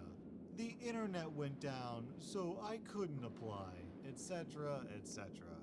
Meanwhile, I'm working double and triple shifts at my job to try to make up the lost income and running him all over town in my off time, getting applications and helping him fill them out and turn them in. Keep in mind, he doesn't have a cell phone, so all of these apps have my contact info on them. Thus begins the era of him holding my phone while I'm at work, so he can make calls or schedule interviews, and also I can get a hold of him from my store phone if I needed to. Things began getting weird. He began staying up later and later on this group chat, sometimes till almost dawn. Sometimes he would hang out all evening until it was time for bed. Then he would always make some excuse on why he needed to check the game before bed, and he'd be right there. Hours would pass. No Bob. I began to get suspicious, but nothing incriminating seemed to be taking place, so I just shrugged it off as me being insecure. Then he started asking to use my car to go see his best friend, Ben. Now, I wasn't super comfortable with this, but I did know Ben pretty well, and we got along almost better than Bob and I did, so I guess to a degree I trusted Ben more than Bob and agreed to it. This happened a few times while I was working the evening shift, and he was always back at the allotted time with my car and my phone, and relatively grateful for the opportunity to hang out with his buds. Suspicious? Yes, but I'm the kind of person that is loyal and trusting to a fault, and don't assume anything without proof, and from every angle, all seem to be on the up and up, so I took it at face value. So, one day, he asked to borrow my car and go with his friends to a card gaming tournament. He put on a great show, telling me how the prize money would help us out, and with the deck he had, there was no way he could lose. I just had to let him use my car and phone this one last time, and he would be able to buy himself a phone with the prize money.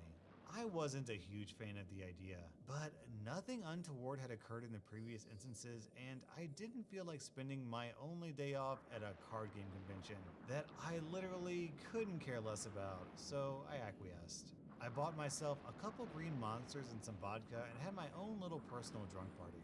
Hours tick by, and no Bob. Eventually, I pass out, only to wake up at the crack of dawn, violently sick. This went way beyond a hangover. I started retching in the bathroom until there was nothing left but bile, but the retching wouldn't stop. Hours ticked by, and I lay in my bathroom floor sweating and convulsing with no phone, no car, and no Bob. I eventually was able to crawl to my room and wrap myself in a bathrobe before crawling down my apartment building stairs and began knocking on the closest doors. It took 3 apartments before someone opened the door and allowed me to use their phone to call my mom. My mother was at my apartment in 6 minutes flat and rushed me to the ER, where I was diagnosed with an aggressive and antibiotic resistant strain of C. diff. Bob finally showed up later that afternoon, phone and car keys in hand, looking very concerned and claiming to be deeply apologetic, but my mom hated him from that point on. I was out of the hospital and back to work within a few days, but it was the beginning of the end. During these last months, we were constantly scraping by due to his lack of consistent income and poor spending habits. There were jobs gotten and there were jobs lost for various reasons throughout our relationship, but the final job was the one I helped him get literally 3 buildings down from my own workplace. This company rents furniture and electronics on a weekly or monthly basis, and I happen to know most of the employees and the hiring manager as they are regular customers at my coffee establishment. I was able to use what little sway I had to get him on there, and he accepted a job as a delivery man. Within a few weeks, I come home from work to find a brand new TV and entertainment system, and him grinning like an idiot. I tell him we can't afford this. We can barely afford to eat and are surviving off scraps I bring home from work. He talks about his amazing employee discount and assures me it's no big deal that the rental fee will just come out of his paycheck, etc. I was pissed. Not only had he not consulted me, he also had me on the account as well. My info had been taken from the credit application I filled out as a favor to help their numbers. So if he flaked, I was liable.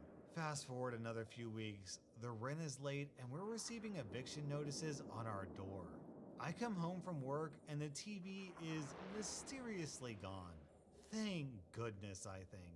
He finally realized we can't afford it and took it back.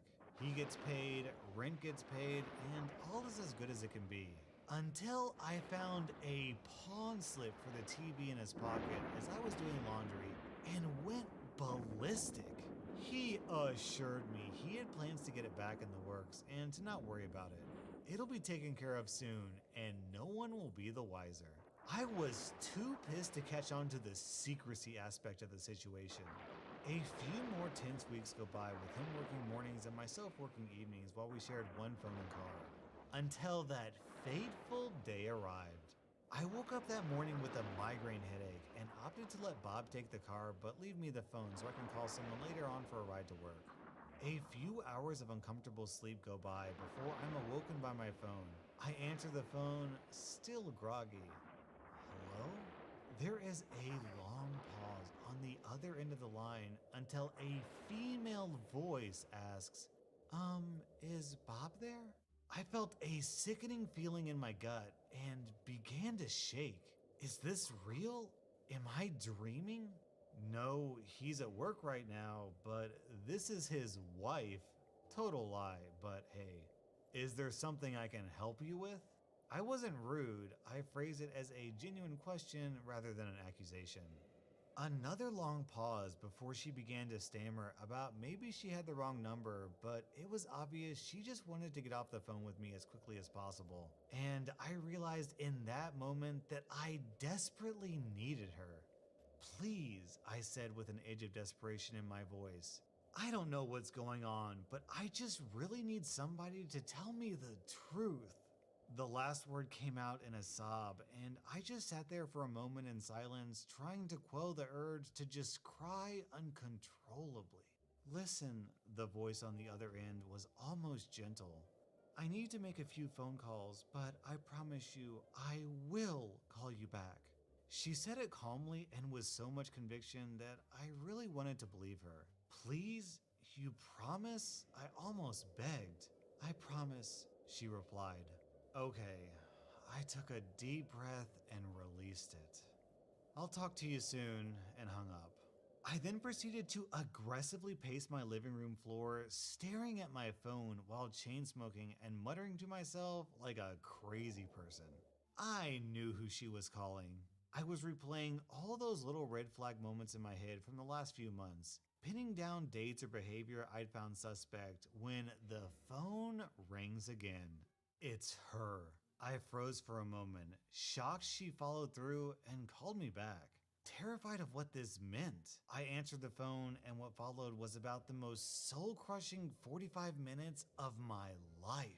After initial introductions, June, again not the real name, and I began comparing stories, and it became glaringly obvious what was happening. They had actually been in a relationship several years prior and had run back into each other on the aforementioned war game, where they began to flirt on group chat. All those nights he'd been on the computer, he'd been chatting with her.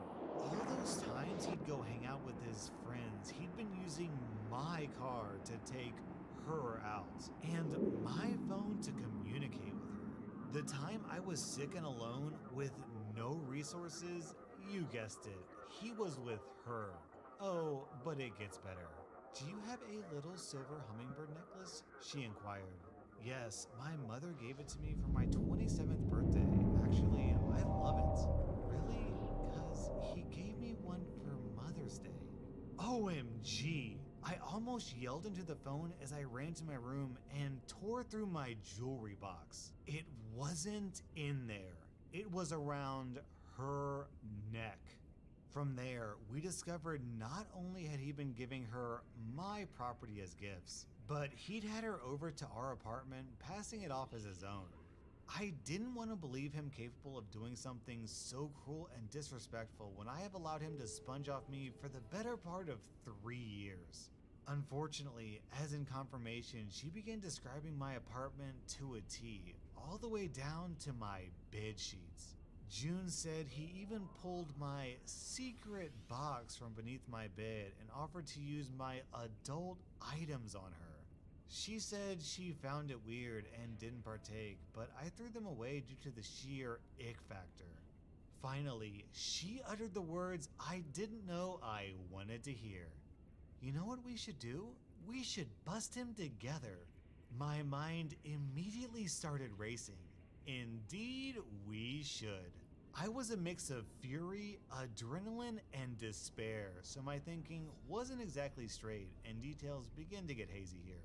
We arranged to meet up at work and to find a way to lure Bob over there, but unfortunately, she lived about 40 minutes away, whereas I only live about 6 miles from our destination, so if I got there first, I'd need to stall him, assuming he wasn't out on delivery. I called a trusted coworker of mine at work, sobbing and begging for a ride. To his everlasting credit, he got somebody to cover and left work to come get me and bring me to my car. When I got to Bob's workplace, I went inside to retrieve my keys. This isn't uncommon, as they know the car is mine, and was stopped halfway through the store by Bob's manager, wanting to talk about the payment due on our account. I don't remember the exact dialogue, but I said something along the lines of, "Look, I don't know when you're going to get your payment." I looked utterly defeated and told him we could never afford the TV in the first place, and how I had begged Bob to take it back, and now we don't have it anymore as Bob has pawned it and I don't have the money to get it out, let alone pay him. I was full on blubbering at this point when he sought me to clarify that his employee pawned a rental TV under contract. I confirmed that this was indeed true and presented him with the pawn ticket. He was mad.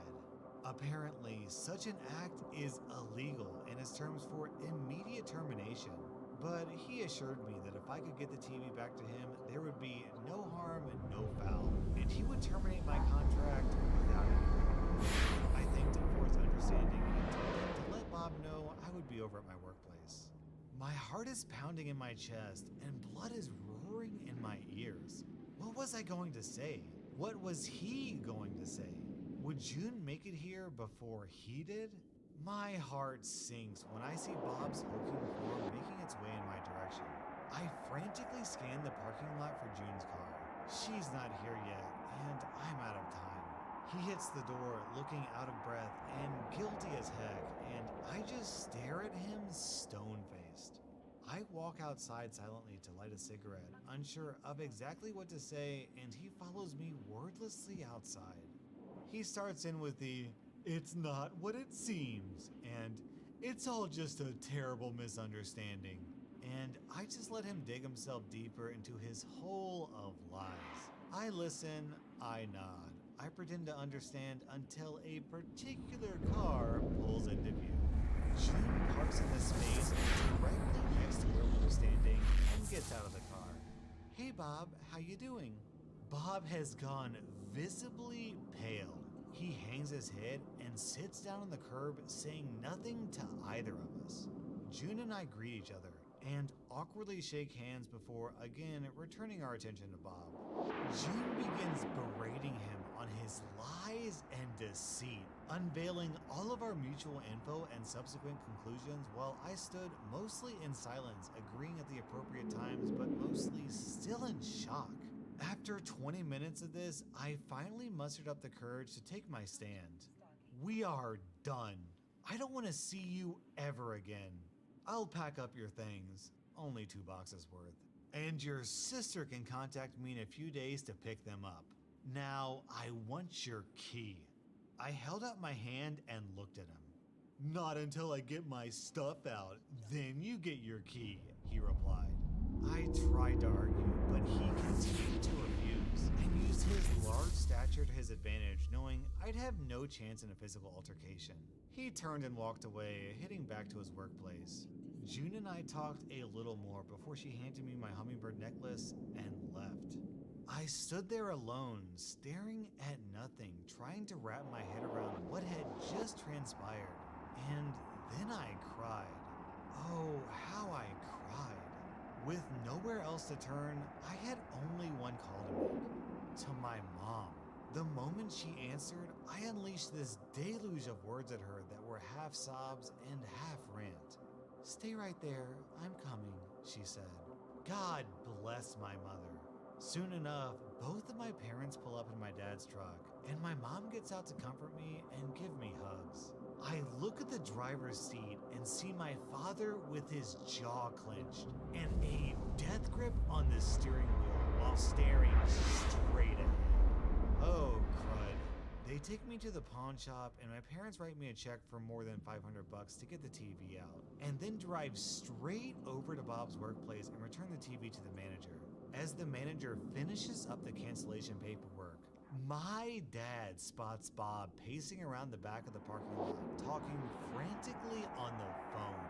Unfortunately, I didn't get to hear the ensuing conversation, but my dad returns within a few minutes holding my house key and looking victorious. "I believe this is yours," he says as he hands me the key and then pulls me into a hug. And I cried a little into his shoulder. My dad gave me a squeeze, kissed my temple, and whispered into my ear, "They're firing him." I leaned back to look at my dad, and he just smirked and said, "Now he's jobless and homeless." I thought about it for a second before I said in my most sarcastic tone, "Oh, I'm so sorry to hear that." We laughed about it a little, and my parents gave me some words of wisdom before leaving me to drive myself home. My best friend was already waiting to keep me. Bob and his sister showed up a few days later for his pitiful boxes of stuff. He tried to talk to me, to explain, but my best friend descended on him like a harpy if he muttered more than a few syllables in my direction.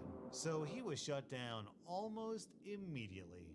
He left that night, and I have never heard from him since. I blocked him on social media, but there was really no need as he made no effort to contact me on any level. That's Bob, ever lazy, ever deluded, and always a butthole.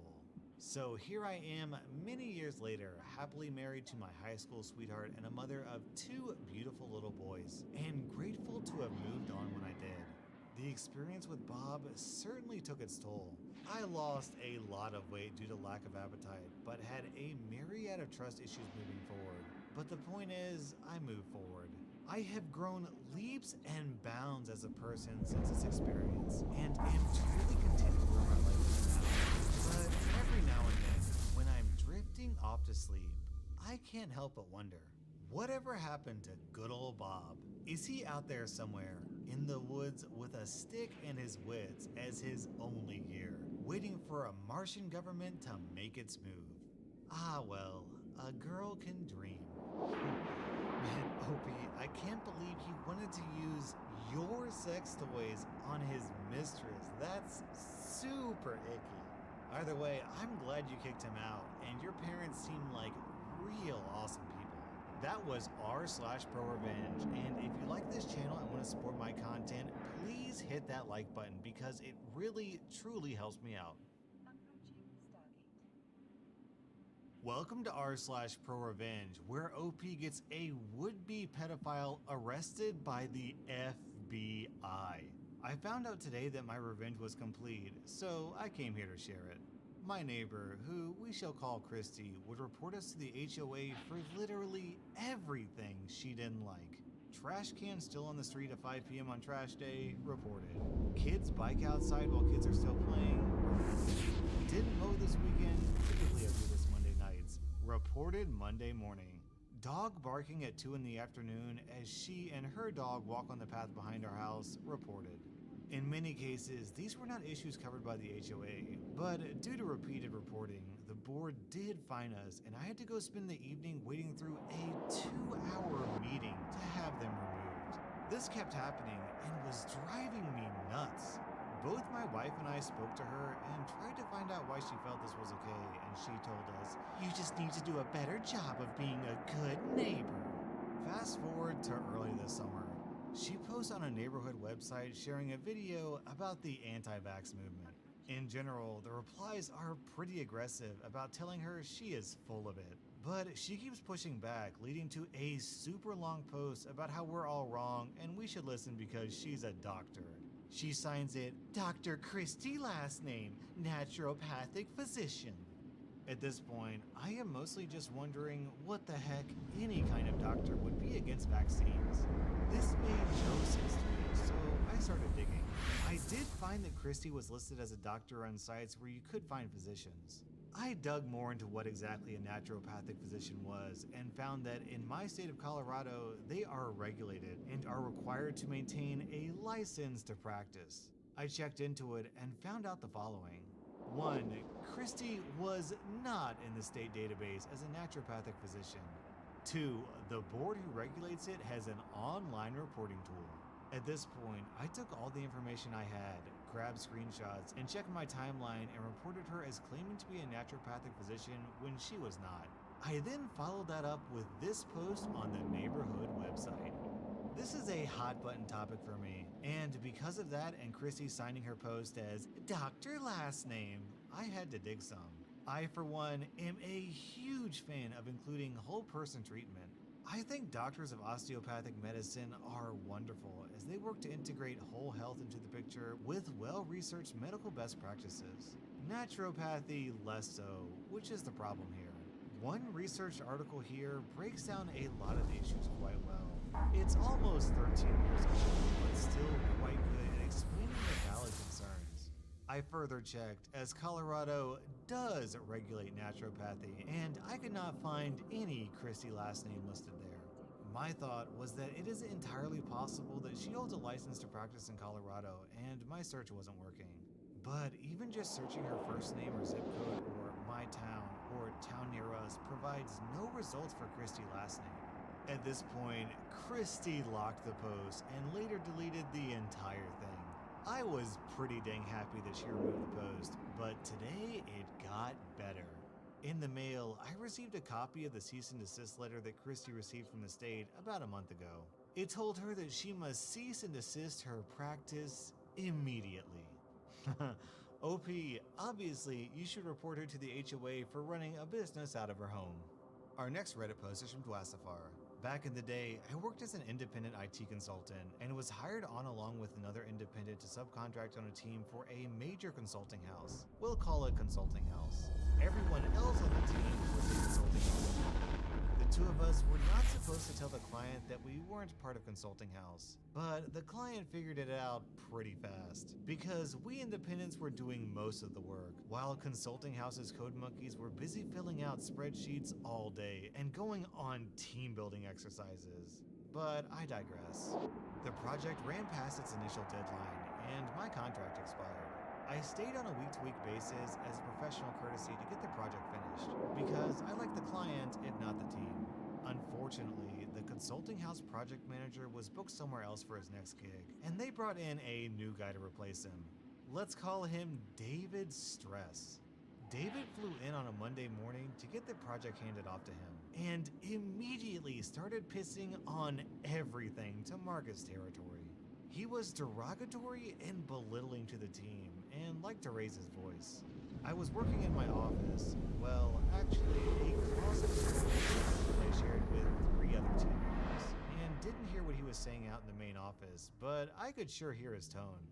Then he burst into the office and demanded, "How are we doing specific payroll-related conversion task?" I said, "We're using Program X." He waved his hand dismissively and scoffed, "That's stupid. Program X won't work for this. You need to do something else." The other indie was in the room at the time, and she saw me coming up out of my chair. She told me later she thought I was going to deck him. I knew he was full of garbage because I wrote Program X. It was custom code for this project, and he had no way of knowing what it would or wouldn't do. He was just trying to bully me and be the alpha dog. I didn't deck him. Instead, I went to the client's payroll manager, with whom I'd been working closely for months, and who was driving the client side of the project. I laid it on the line. I said, "Look, I know you know I don't work for Closing House. I'm here on anything. That contract is up. I've been working here week to week just to get you guys through." She told me she was aware of this. Okay, this new guy, David Stress, is a bully and a blowhard, and I won't work with him. I have no contract at this point, and with him running the project, I won't be back next week. I'm not asking you to do anything specific about it. I'm just letting you know as a courtesy so you can plan to transition my work to someone else. She sat back in her chair, thought a moment, and said, "Okay, thanks for letting me know." 2 hours later, David Stress was removed from his new position. The payroll manager, faced with losing the one technical guy on the team who actually knew what was going on with a very complicated payroll system, called Closing House and said, "We don't want this new guy, take him away." Closing House rearranged some things to keep the original project manager with the project. The funniest part of the whole thing was that Consulting House had scheduled a welcome dinner for David at a posh steakhouse that evening. Rather than create further embarrassment of canceling the dinner, they actually went ahead with it as a farewell dinner for David, who had been on the project for less than 1 day. It was fun to watch him try to put on a brave face for that. OP, what I want to know is, did you tell this guy that you were the reason that you got him fired? Because, that would have been so tempting to do. Oh, by the way, jerkface, I wrote Program X, so I knew you were full of garbage. And I was the one who got you fired. See ya! Our next Reddit post is from Hi Internet Friend. I put a trampoline in my backyard in early 2017. I have 3 young boys, and we have enjoyed it immensely. My neighbor, the HOA president at the time, went to sell his house in spring of 2018, and his realtor said the trampoline in my backyard might be a detriment to getting top dollar for his home. So he convinced the neighbor on the other side of my house to complain as well.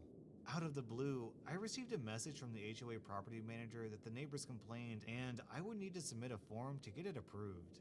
Intermission. What's sad is that I was friendly with both of these people. They had been in my home. They could have talked to me face to face. With one of the neighbors, I paid for our shared fence at her request, since her neighbor on her other side wouldn't contribute to their shared fence. Another board member and another piece of garbage. I would have been willing to dig a hole for the trampoline to hide it more, or purchase a new one with elastic bands rather than springs to make it quieter.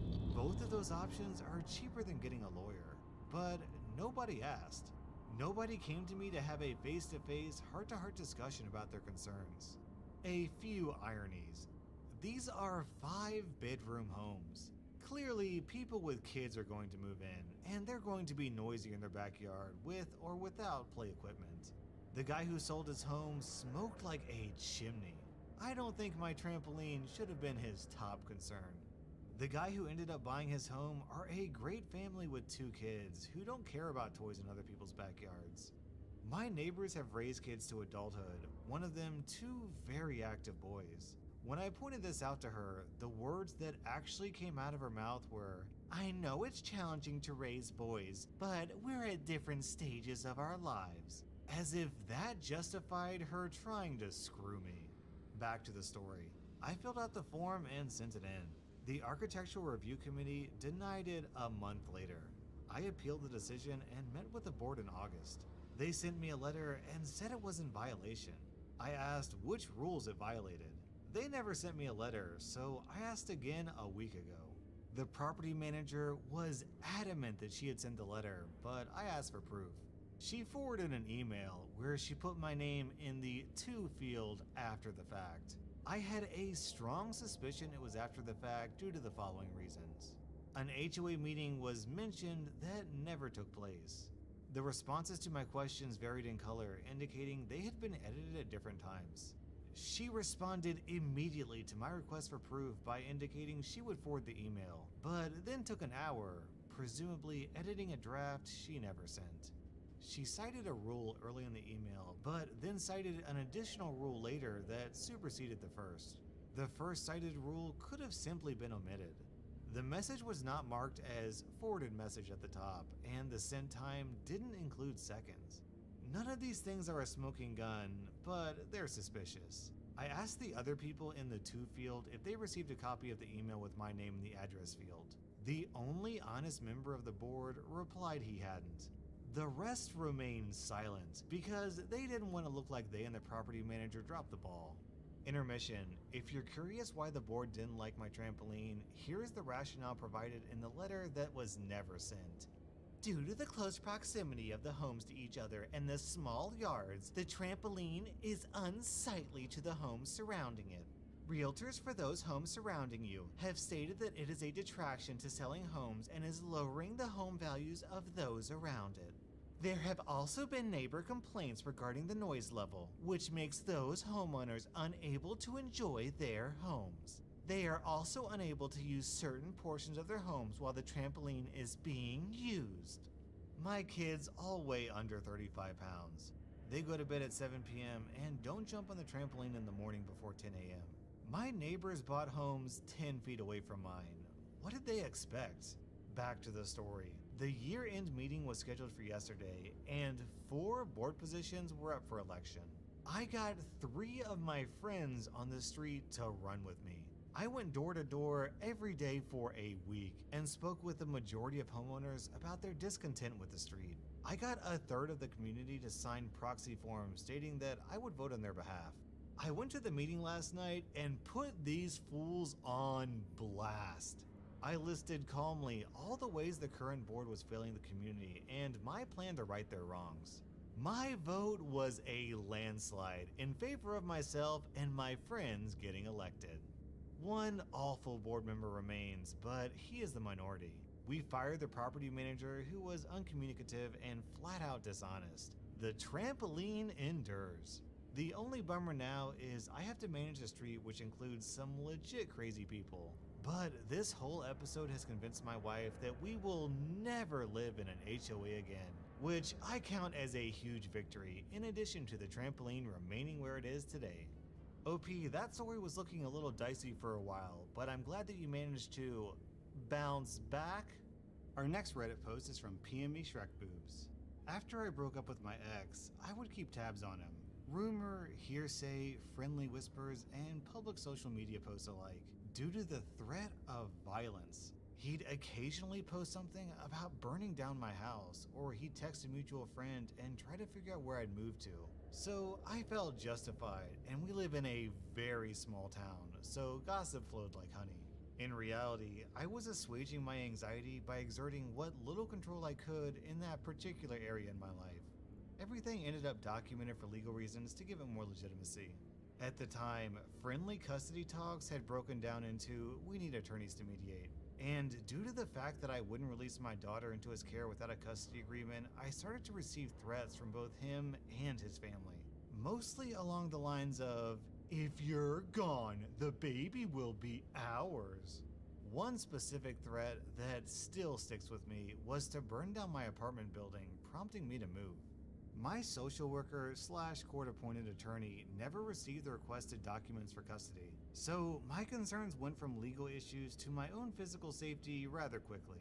After a while, it went from so-and-so is threatening you online to did you hear that so-and-so got kicked out of where he was staying for trying to sleep with his roommate's 12-year-old cousin? And so-and-so isn't allowed near this person's 14-year-old daughter anymore because they caught him texting her nudes. I heard about 3 different young girls who had possibly been victimized by this dude, which was believable. He had pursued me when I was 19 and he was 26, and I look very young for my age. We broke up in part due to him being arrested for, quote, minor sexual crimes. All of these girls were coming from slightly trashy families with run-ins with the law, so he probably knew that the adults around would be wary of reporting him. So I reported him and all the online handles I knew he used to the mother effing FBI. Straight up went to the center of missing and exploited children on his butt. Not 2 months later, I get a message from someone saying, "Did you hear that so-and-so got arrested in a sting?" He had been trying to sleep with this 12-year-old girl offline, and when he went to meet up with her, it ended up being a setup with the state police or something. He caught extra charges thanks to the whips and handcuffs he had in his backpack. Now he's in jail and a registered sex offender. If he had just not threatened me, I never would have paid attention to gossip concerning him, and he probably would have gotten away with his garbage for years. Hello, my name is Chris Hansen. Why don't you have a seat right there? That was r/Pro Revenge, and just a reminder, I have a merch store. You can find the link down in the description. Welcome to r/Pro Revenge, where Opie forces his stealing aunt to pay $400,000. This happened about 5 years ago. My grandma was getting old, late 80s, early 90s. She had one wish, to not die in a senior home. Easily done, as my grandpa sold some assets way back when, then invested the money and let it ride for 30 plus years. He never touched it and collected a pension. Way back when my grandpa died, about 10 years before this, my grandpa appointed my dad, my sucky aunt, and my uncle as the trustees of the trust.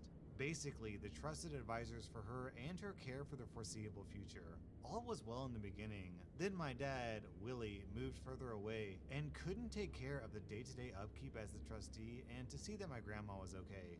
My aunt, Rebecca, told her that she and my uncle, Fred, who lived in Arizona, could take over and all would be fine. It was fine for a while. A few times, my dad went back to visit and noticed my grandma didn't always have overnight care, or that her mail wasn't picked up and the driveway wasn't plowed. She also lost her cable TV and newspaper subscription. My dad figured it just lapsed, so he had the services put back on. My dad also noticed my grandma was eating moldy food at times because her truck was sold and she had no transportation. She drove up to 90 years old. She basically just chilled at the house alone and did crossword puzzles. The craziest part of this is that my aunt only lived 2 miles from my grandma, but my grandma told my dad she saw Aunt Rebecca once a week on Saturday for about 1 hour. As with the elderly in age, my grandma passed away. She did get her wish and was able to die in her home. Upon her death, things started to get real interesting.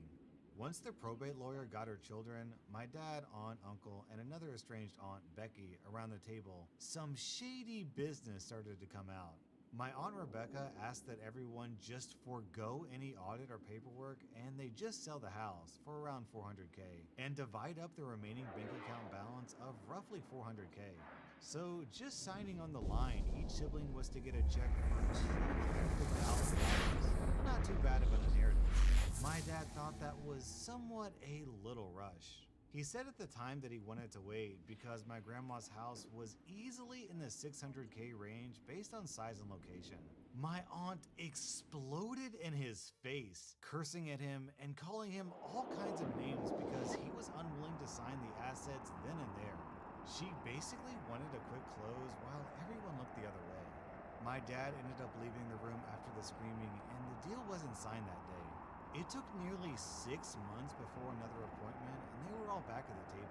The thing is though, when you're a trustee and the person dies, the funds and access to financial accounts are all under heavy scrutiny until the beneficiaries are made aware and sign the final papers. At the next meeting, my dad went in there with no intention to sign the deal. He got his brother, my Uncle Fred, to agree that they audit the entire accounts going back 5 years. When they demanded us again at the meeting with a lawyer, my aunt ended up arguing that a forensic audit would cost $5,000 and it's a waste. Like, what difference does it make? 2 beneficiaries requested it, so it was what was going to happen. The audit report showed up about 3 months later. Here is where it gets good. My dad began looking over the audit report and saw that it was full of holes, like excessive monthly food costs for a 90-year-old lady, payments made for car services for a car my grandma no longer had. Many different things in there that just didn't add up. My dad asked me to give the audit a second look, so I spent Saturday night going over it. And here is some crazy stuff I found and alerted my dad about. Costco monthly food costs of $1,100 to $2,000 for the last 4 years. Telephone bills for 6 cell phones. Grandma has a home phone only. Gasoline for a truck my grandma didn't have for like 4 years and easily $400 a month. House repairs paid to my aunt's husband who owned a construction business. Some of the house repairs were like $16,000 for a new roof, new garage doors, home security system, which she didn't have, etc. All inflated prices. Grandma paid for my aunt to go to Europe twice on vacation. My grandma was paying my estranged Aunt Becky a stipend of $2,000 a month for the last 5 years, as well as her deadbeat son for $2,500. Every month they were paid. All grandkids were to be paid a lump sum of $10,000 upon their 30th birthday, as that is when the $50 check from grandma stopped for all the kids. Guess who was paid out? Her kids and my estranged aunt's kids. My grandma gave loans to my Aunt Rebecca for her husband's construction business in return for equity in the company, which amounted to nothing. These loans totaled over $200,000 over 3 years, right around when the housing bust happened. They also sold her assets like jewelry and whatnot for cash, because some big ticket items simply vanished from her house. Armed with all this, the next probate meeting was interesting. In the time between my grandma's death and the 3rd probate meeting, my aunt's construction business filed for bankruptcy. So that $200,000 in equity grandma had simply vanished. The probate lawyer was also somewhat concerned and makes it obvious that this was fraud and breach of fiduciary duty, where my aunt could actually get real prison time. After this, the negotiations were much more favorable. My aunt got nothing. Literally zero. My other aunt only received $25,000 after all the stipends. My father and uncle shared the rest after all grandkids received the $10,000 payout. The house sold to the first offer for $520,000. That was the regular revenge for any treacherous jerk that ripped off grandma and had her eating moldy food. Here is the pro. My aunt probably felt pretty bad that she couldn't supplement her lifestyle with grandma's money anymore. But that was the least of her worries. Since she tried to personally rip me off for $10,000, I took it personally. I don't care how tough you are. The IRS is the scariest thing that can happen to a person. Nobody wants to have their money forcibly removed. I did a little research and found the 3949-A. I also had the audit, and the legal office could and would provide the full trust if requested or demanded by the IRS. I don't know if it ever was. So I photocopied my documents, had them notarized, and sent off it went nowhere. Then, maybe 18 months later, I was notified and asked to come to the IRS building for an appointment in my city. The agent went over all the details, what they found in their research, and then they asked for a sworn statement. It turns out my aunt didn't declare something like $1.2 million in additional income over 5 years. And as such, she owed the IRS around $420,000 plus penalties. There was no way she was going to pay that on a teacher's pension. And after her husband bankrupted his business, her house was sold, her vehicle sold, and they left the state. Now, my aunt and uncle live in a depressing desert town like this in the Southwest. The IRS paid me around $60,000 about 3 months after the appointment. She should have paid that $10,000. So, OP is referring to a special policy with the IRS that most people don't know about. If you report someone for tax fraud and the IRS collects, they actually pay you a commission of, I think it's like 15%. Guys, do not mess with the IRS. Our next Reddit post is from Apple Fruit Spice. I was bullied relentlessly from the 3rd to 7th grade by multiple people in my class or upper grades. After I graduated 8th grade, I received a Facebook message from Andy, a boy who had been bullying and harassing me from the very beginning of it all. I would post the exact message, but it was extremely vulgar and long. He ended it by saying that since we would never see each other again, he could put it all out in the open about how much of an idiotic, ugly, and loser I was. Of course, he used a more colorful dictionary with those words, but you get the idea. However, there was one problem. My parents owned a large wood chipper. Andy's father owned a tree cutting business and would often rent it from them for much larger jobs. During the summer, I noticed him walk in and start talking to my uncle, and I realized the golden opportunity I had been given. I loaded Facebook on my laptop and bring the message up. I then approach his dad and tell him, "Your son sent this message to me a few days after graduating, and I think it's really important you read it." He raised an eyebrow at first, but took my laptop. As he read, I could visibly see his face turn blood red, and his hands shook as he gripped the sides of my laptop harder and harder. I think he reread the entire thing over again just to make sure what he was reading, and even clicked the profile to make sure it had indeed been his son who sent it. Finally, he gave me my computer back and told me he was so sorry for his son's behavior and language, and that he would most certainly be dealing with Andy the moment he got it. It took 2 months for me to hear back about the fallout. Andy's older and way nicer brother, Grant, was friends with my sister, who told her, and then she told me.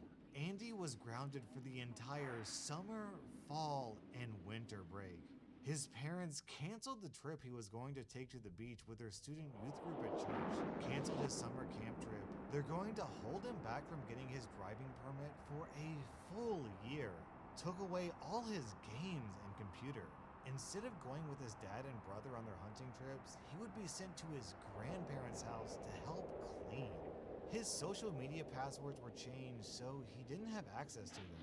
Delete his Xbox account, and Andy would have to work for his dad doing tree cutting the entire summer and winter holiday.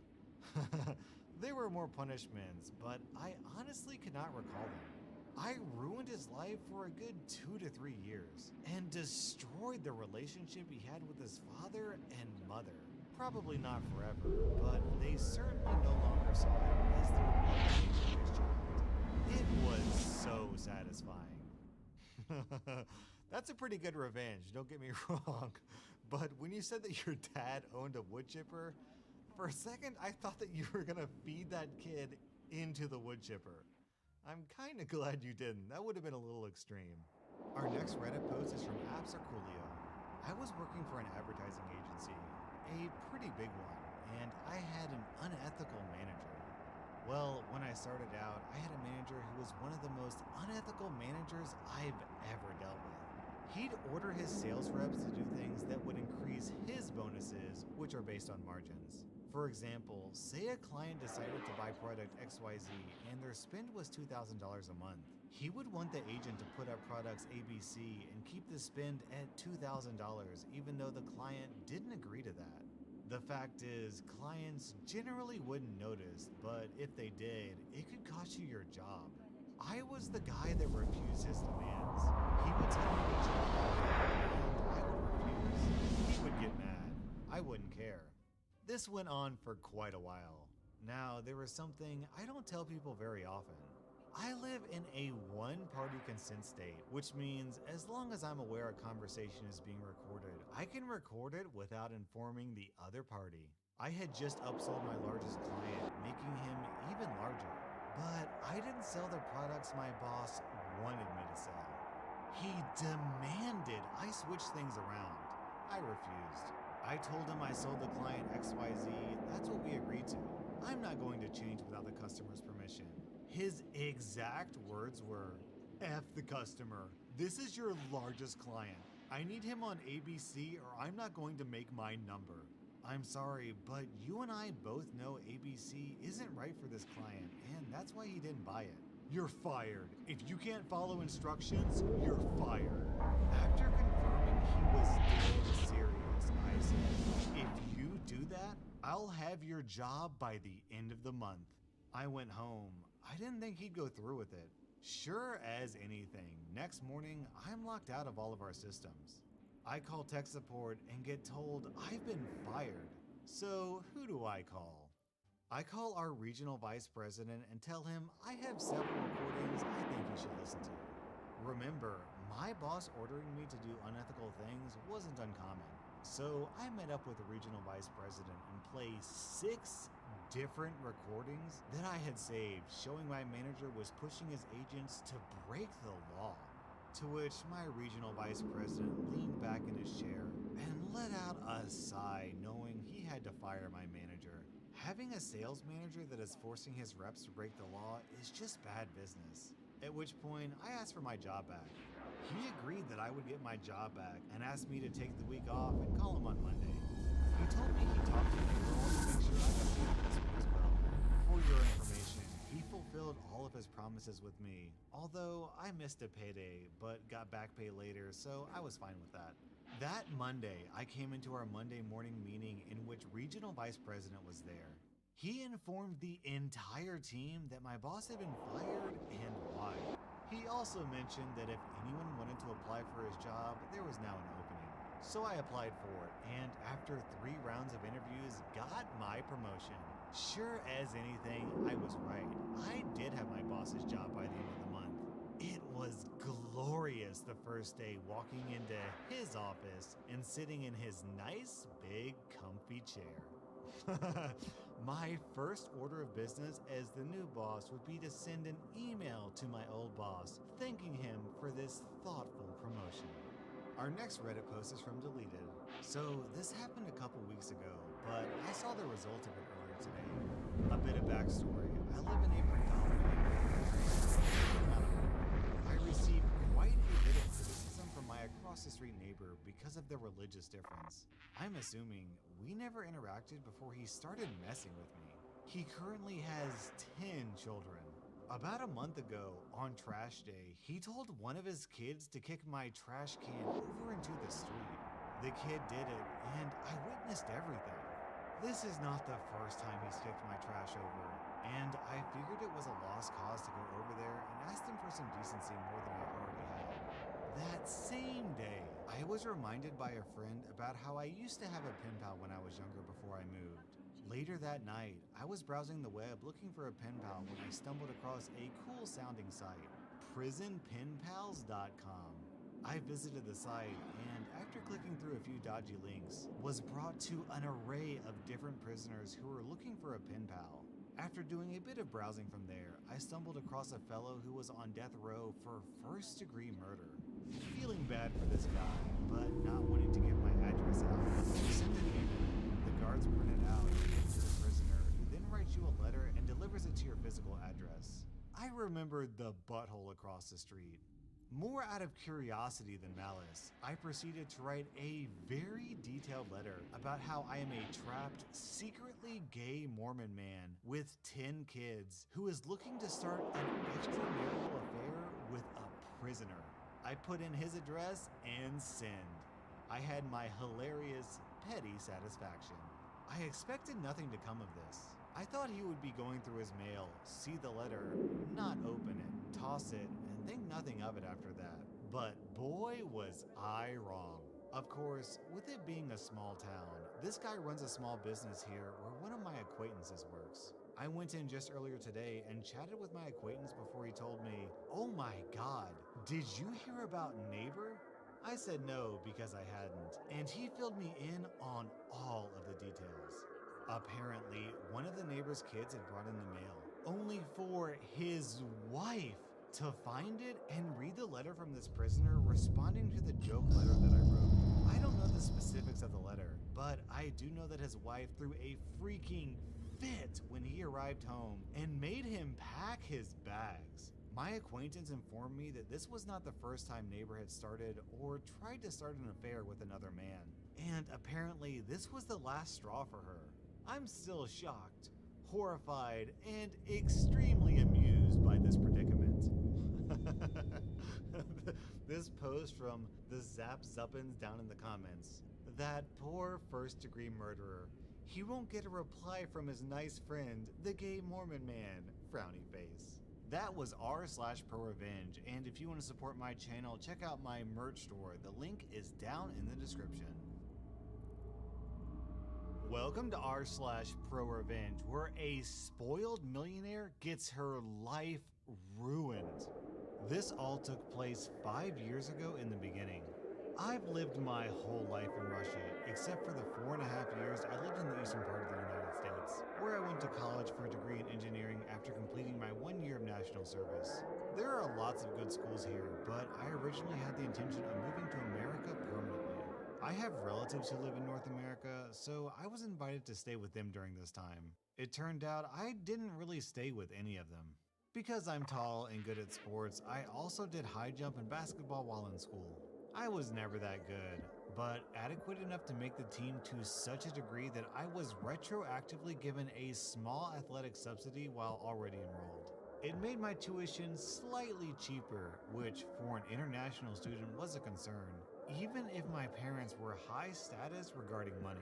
While enrolled in college, I met my soon-to-be girlfriend, Natalia, a girl originally from Connecticut and from a very wealthy family.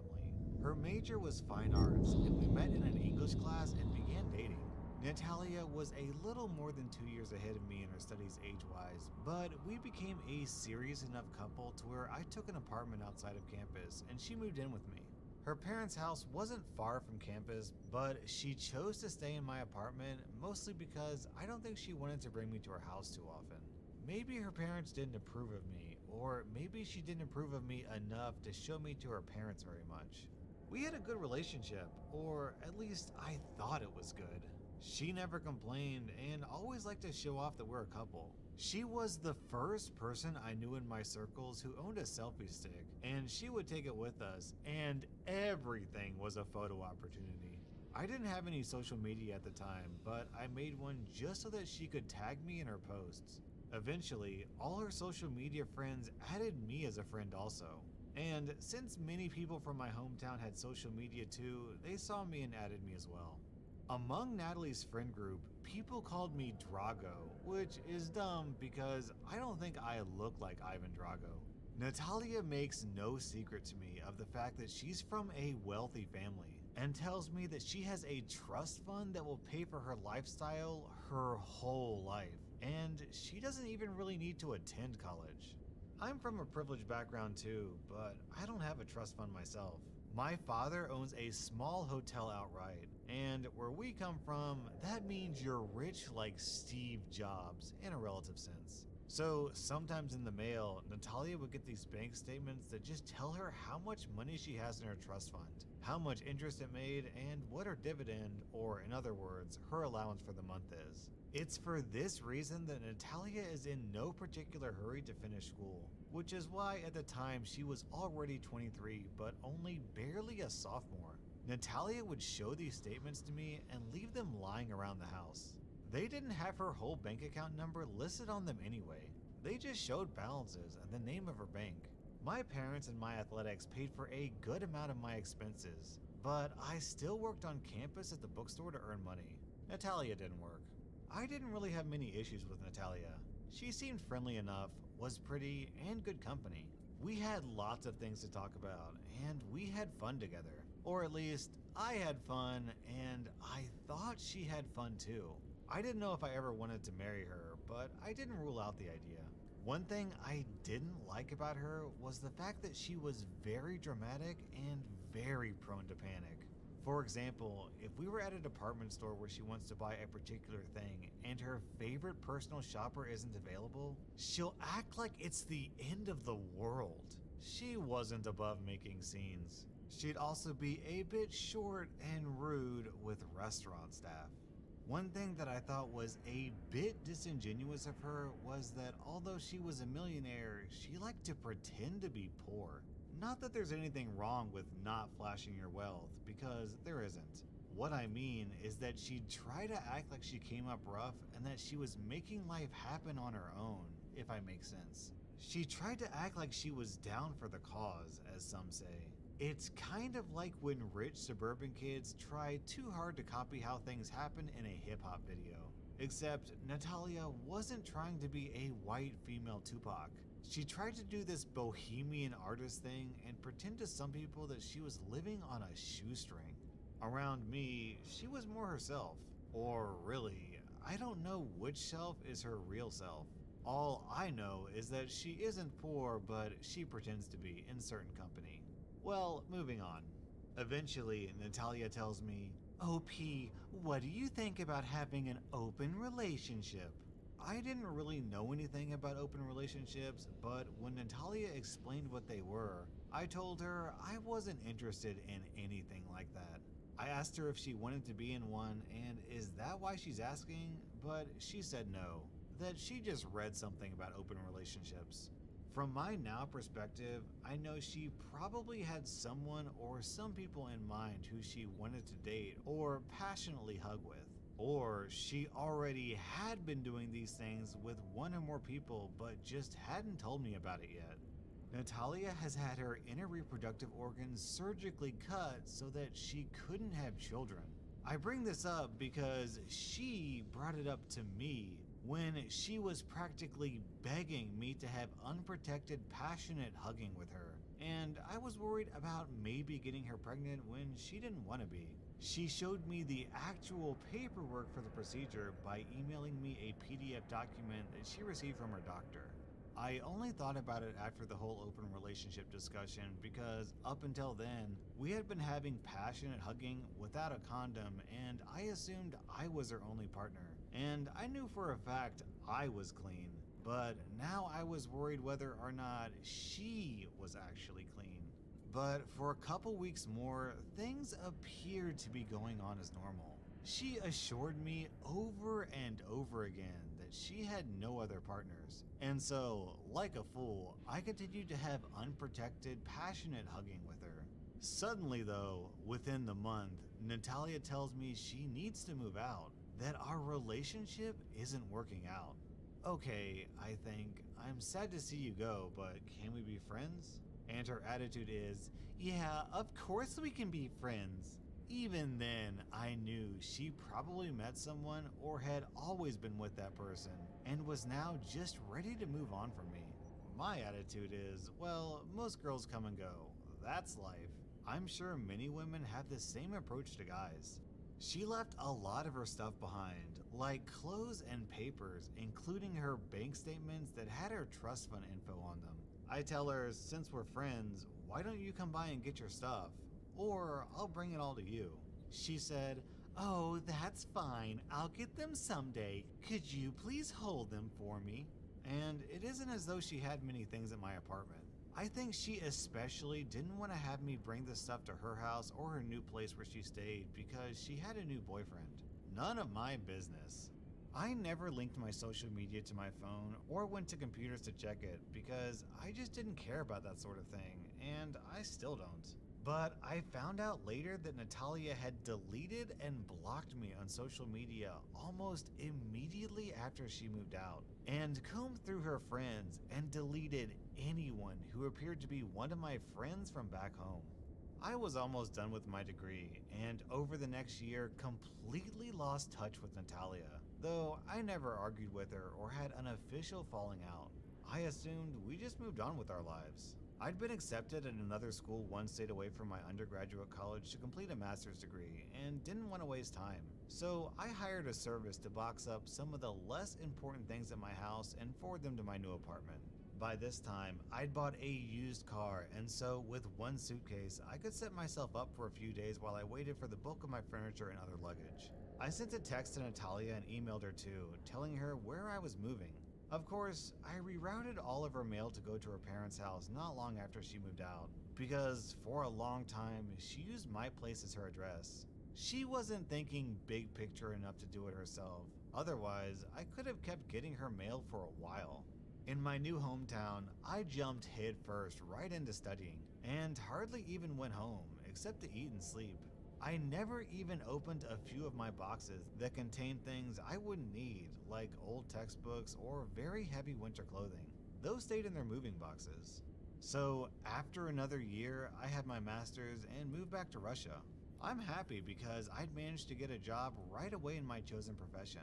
I sell my car and most of my random furniture on the internet. I'd written down what's in each moving box on the outside of the box. The boxes that contained nothing I needed right away were kept sealed the entire time I was in my second American apartment. When I arrived in my current home, I finally opened all my boxes and realized that I still had some of Natalia's old clothes from when we were a couple, 2.5, 3 years ago. I even still had her old trust fund statements. I had over a year's worth of them, which is about the length of time Natalia lived with me. Since it had been such a long time and we hadn't talked in years, I assumed she no longer wanted the things. But I still didn't want to give them away or throw them away without seeing what she had to say.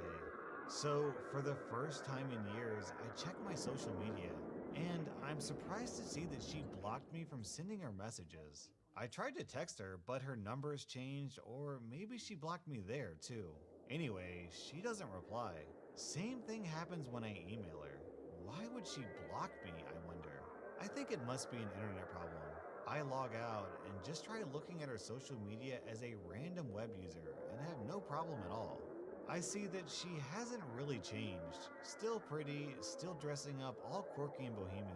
I feel kind of weird, but I take a little break from what I'm doing and just see what she's been up to for the last couple years. She's with some new guy now who looks a little bit like me but with longer hair and less responsible.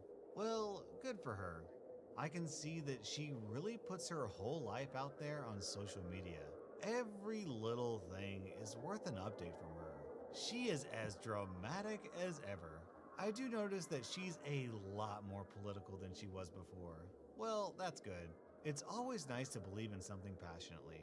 I'm not at all surprised to see that, as usual, she portrays herself as a struggling artist who's making a way for herself in the big bad city. Whatever works for you, Natalia, work it. She talks trash about high fashion brands, how she never had anything growing up, how she ate stew from grass as a child because she was so poor. She's really laying it on thick. And also, she ripped off that story from me because I was telling her how my relatives were forced to eat grass stew during the Patriotic War because there wasn't much other food. All of this is just her being a poser, which doesn't affect me. But what does affect me is when I see a post that mentioned me by name. Nat, that is so like your abusive ex, OP, OMG. Her friend was referring to a picture of how verbal abuse is just as damaging as physical abuse. Natalia had replied, "Yeah, OP really tried to destroy my self-esteem. He was also not shy about threatening me. Lots of guys who were her friends on social media commented that they'd kill me or kick my butt if they ever saw me. For most of them, I'd laugh because I would smash them like so many ants. Especially how most of them are like wearing women's blue jeans. I mean, really, are you sure about that, stick legs, sir? But right now, I am furious because Natalia lied about me.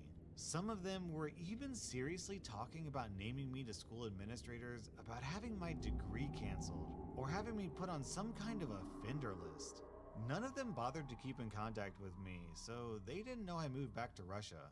But they were also talking about reporting me to the police or having me arrested.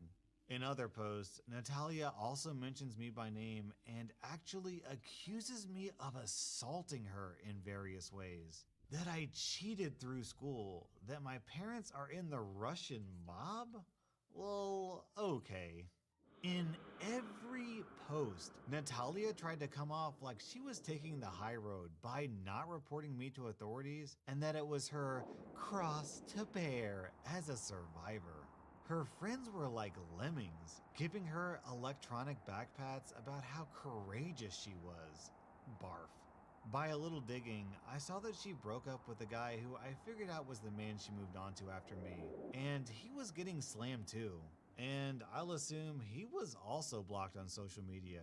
From piecing together what Natalia says to her friends on social media, it's clear she's built up an image of being a struggling artist, and her current boyfriend also appears to believe she's a struggling artist, and they share an apartment together. I piece it together that the boyfriend works a 9 to 5, but he looks like a hipster type, so maybe he's an artist too. He looks like he's struggling to keep it all together. They are totally into the activist scene.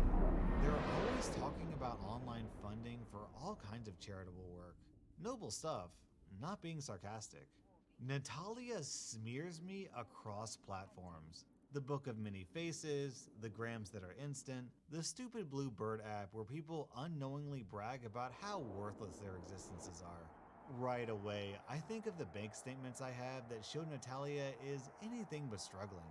Because according to the statements I have, unless Natalia developed a $10,000 a day coke habit over the past 2 years and bought a Bentley and crashed it into Taylor Swift and lost a court case, she's getting just over 6 figures a year just sitting on her butt and will continue to earn these funds in perpetuity. But then I think I've moved on and I'm happy. I don't even know Natalia anymore. I don't really care what these social media losers think of me. Until I see yet another post where Natalia makes this dramatic statement about how she is unable to have babies as a result of a traumatic assault. To her credit, she didn't blame me for this imaginary attack, but she was also trying to score social points by pretending to be a victim. I was even more convinced when she and her friends actually altered some of the pics of me online that Natalia had once taken with her selfie stick and X'd out my face using Photoshop Paint. The photos were captioned with all kinds of untrue slurs, really harsh criminal accusations. Funny how all of them are so eager to accuse me of being a criminal and are talking about how they'll kick my butt if they see me, but none of them think about telling the police about any supposed crimes I committed. Seems really lazy.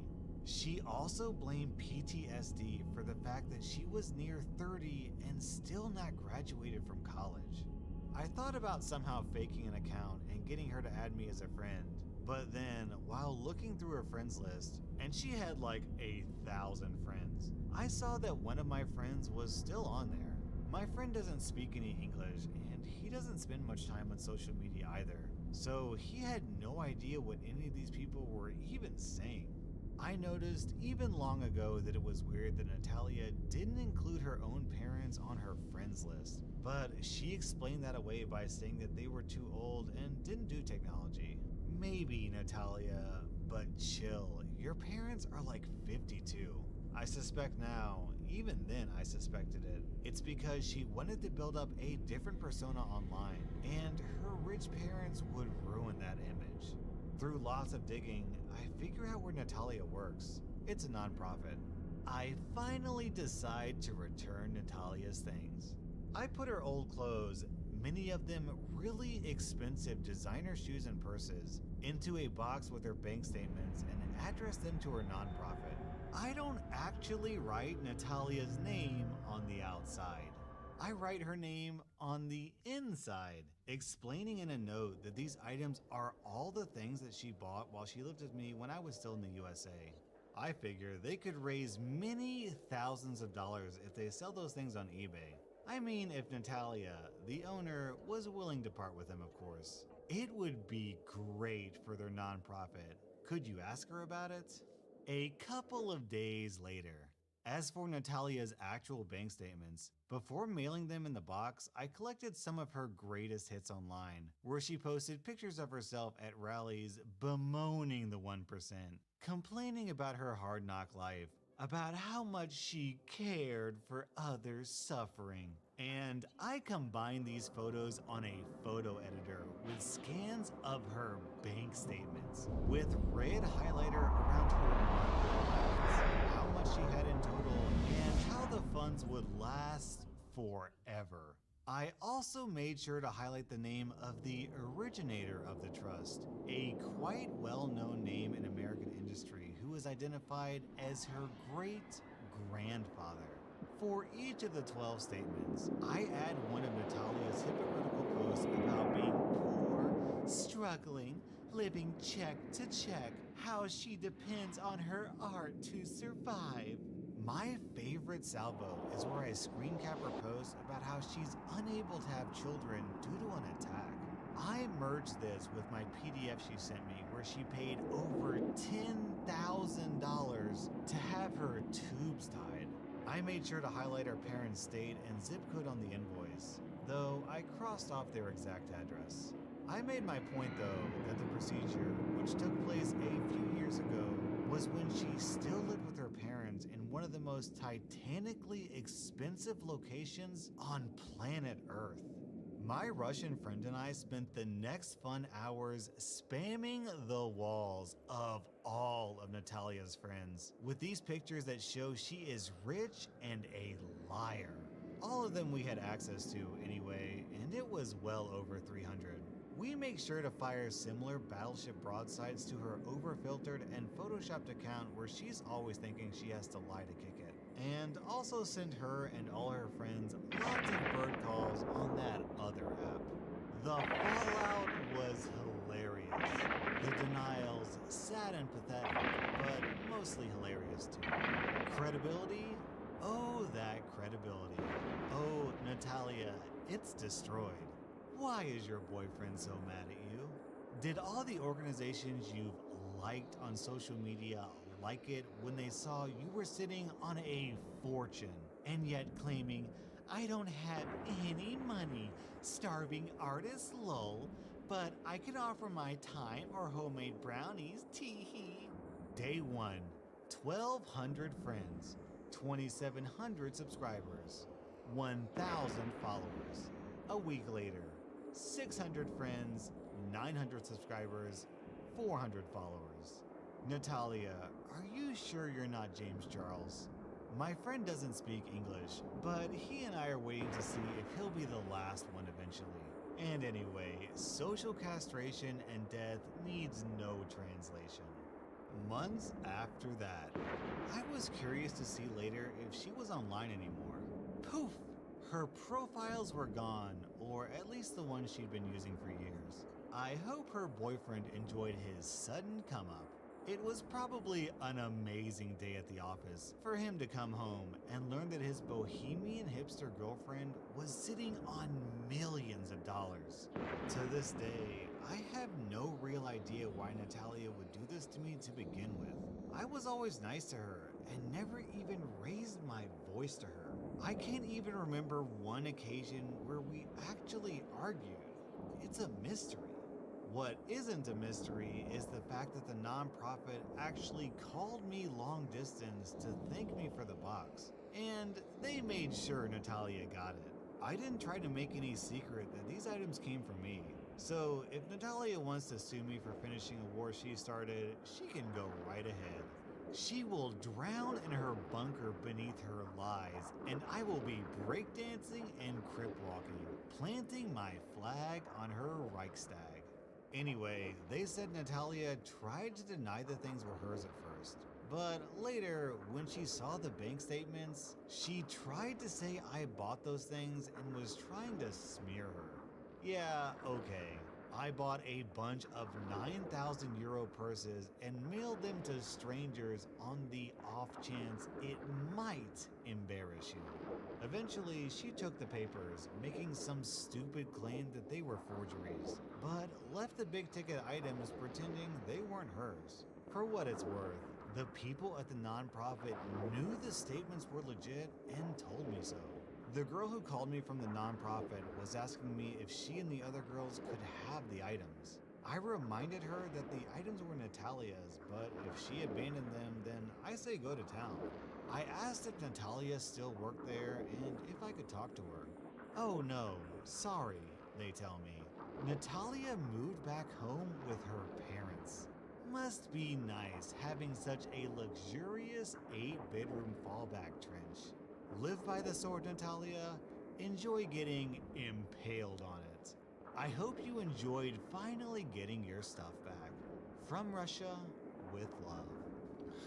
This revenge story is colder than a Russian winter. What I love is that OP brought down a freaking millionaire from the other side of the world. I mean, this Natalia was literally someone with FU money. But Natalia, in Soviet Russia, FU money F's you. That was r/pro revenge, and this is r/puppy bloopers. She'd also be a bit short and rude with restaurant staff. Dog. She'd also be a bit short and rude with restaurant. She'd also be a bit short and rude with restaurant. Or she already had been doing these things with one or Natalia has had her inner reproductive organs surgically cut. I was almost done with my degree.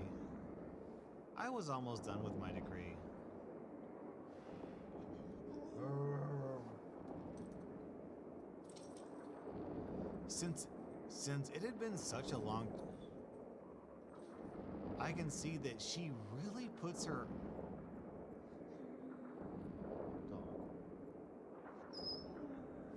What do you want,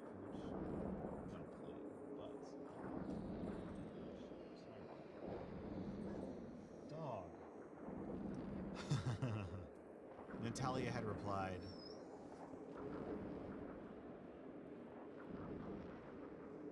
welcome to r/pro revenge, where a nice old grandpa gets revenge against his entitled kids from beyond the grave. Our first post is from Hichtel. This story is the story of the grandfather of a good friend of mine, and how he dealt with his inheritance in a very unique way.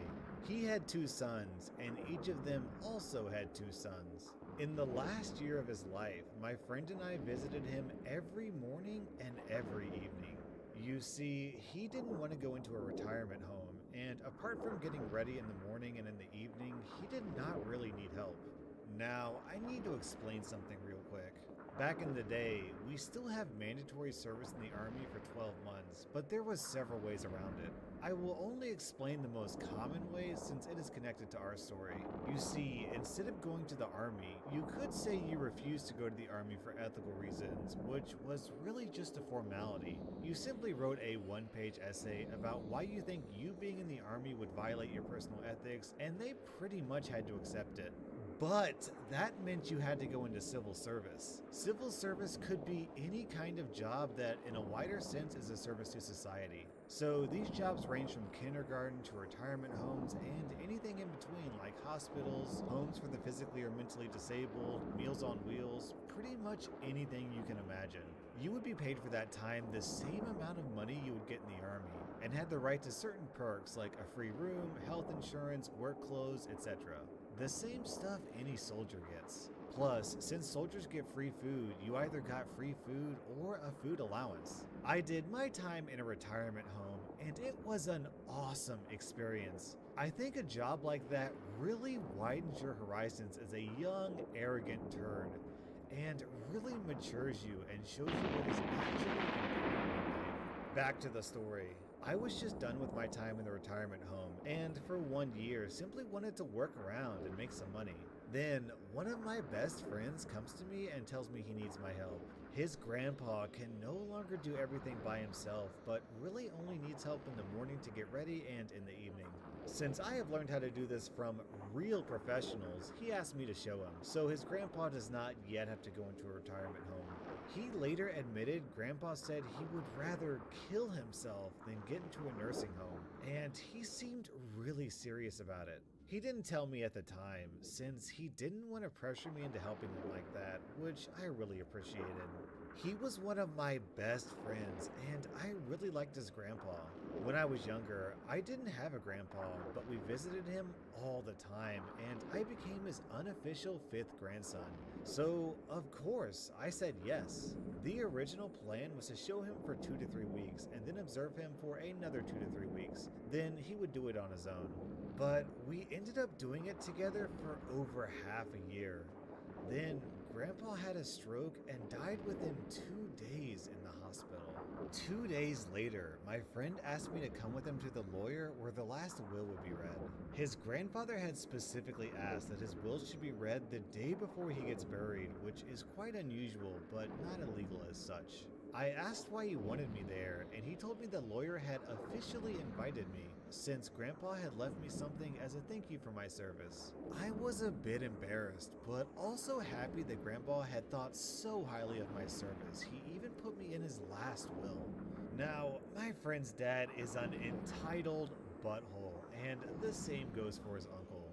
We arrived there and went into the room. The entitled dad said to me, "Why the hell are you here? I know that Dad called you in jest his 5th grandkid, but this is for real family."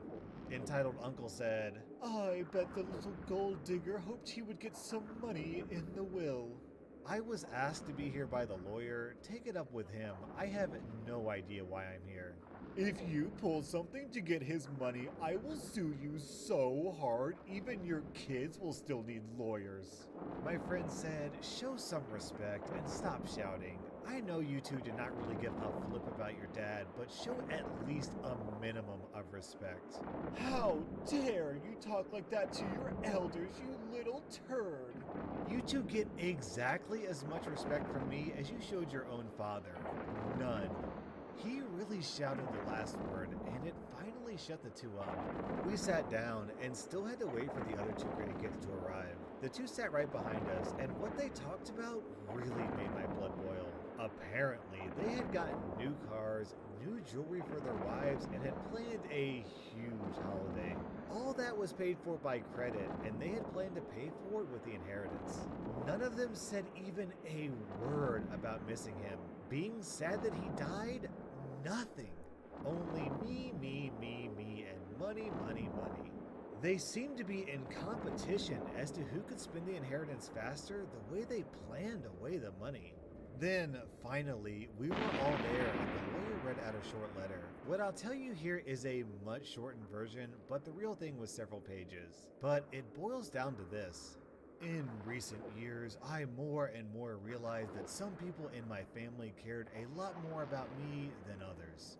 I am especially disappointed in my 2 sons, but I wanted to be really fair and not biased, so I came up with a point system. Each letter or phone call was 1 point, plus 1 extra if it is very long. Each visit was worth 2 points per hour, plus 1 point per hour of travel to me and back. Helping me out with something was 3 points per hour. This is the final result over the last 3 years of my life. Entitled Dad, 8 points. Entitled Uncle, 10 points. Entitled Uncle's first kid, 150 points. Entitled Uncle's second kid, 133 points. My friend's brother, 288 points. My friend, 7,341 points. Me, 5,883 points. My lawyer has already liquidated most of my assets except the house. Once it is sold, the money will be divided by the points so we know what each point is worth. And then every person gets a share of the money according to his points. For about a minute, you could hear a pin drop. Then, both Entitled Dad and Entitled Uncle started shouting at the same time that they knew we would have pulled something and this will would never stand. Of course, they tried to sue Entitled Uncle, his kids, and Entitled Dad together, but they lost. And there was a secret clause. Not really secret, it was simply not read to us that day, so nobody realized it was there since we all assumed everything was read to us on that day by the lawyer. The will said that if somebody sues against the will, he loses his share of the inheritance. It took nearly 3 years until all the lawsuits were over. I was blown away when we finally got the money. I am not naming a sum, but it was way more than I felt comfortable accepting. So I wanted to give at least some of it to the other 3 grandkids. But my friend finally convinced me to accept it by saying to me, "You cared for him when he needed you without expecting anything for it, which makes you 10 times more his family than any of those efforts." They got what they deserved. Oh my God, that was delicious to read. That grandpa, he's laughing from his grave, man.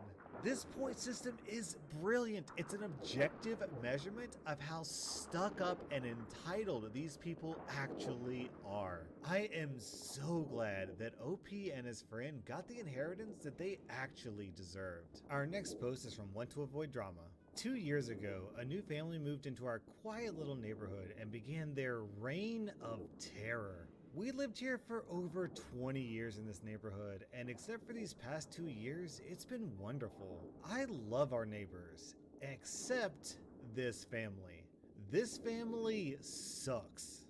I'm not even sure where to begin. They are loud, they are dirty, they are obnoxious, their dogs bark at all hours. They constantly yell at each other, and they throw parties well into the night. They steal my older neighbor's paper. They actually trained their Rottweiler to fetch their neighbor's paper. Impressive, but wrong. They throw their dog's poo into other yards. Ugh, so much. They even cut my 80-something-year-old neighbor's prized roses for themselves. Who does that? There are about 100 issues I could write about and how we've all dealt with them, but this past weekend was my own glorious take on it all. Oh, and yes, we tried talking to them. We tried inviting them over. We've done nice things for them, and all we've expected is that they act like decent neighbors. That's never happened. In our neighborhood, parking is scarce. Most of these homes are classic 1950s with single-lane driveways, and parking is limited even on the streets. There's a busy road a few blocks away that has a great nightlife and popular restaurants, which means that at times, especially on weekends, the street can fill up. This family has 4 drivers and 5 vehicles, with only enough space for 2 in their driveway at a time. Constantly, they would park and leave their vehicles for days and sometimes weeks in front of others' homes, sometimes leaving their driveway empty for no reason with all their cars parked on the road. I kind of believe that, in itself, isn't that big of a deal except for how and when they would do it. They were intentional about it and would try to do it to cause the most grief with everyone. And this went on for months, a complete FU to everyone. After months of this, and no one retaliating or giving them the satisfaction of how pissed we all are, they started parking deliberately in ways to make it difficult to get out of our driveways. I had to have my husband come out most mornings to guide me so I wouldn't hit their car as I backed out of my own driveway. There were also times where they squeezed my neighbor's car on the street to where they couldn't get out.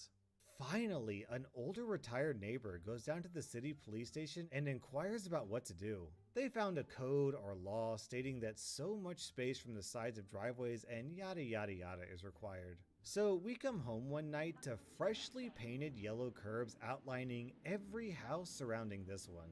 A few weeks ago, my husband's car breaks down and he has to get towed. On his way back, he starts talking with the tow truck driver about these butthole neighbors and their cars. He tells my husband that if these cars are parking illegally, we should call the non-emergency line, and if they receive a ticket, to call him and he can tow them at the owner's expense. It's the law. My husband and him keep talking and even meet up for a beer a few nights later. They are big fans of the Blazers. Rip City, he's a real good guy. About a month ago, we met a couple in our fair city, and it just so happens that the husband is an officer.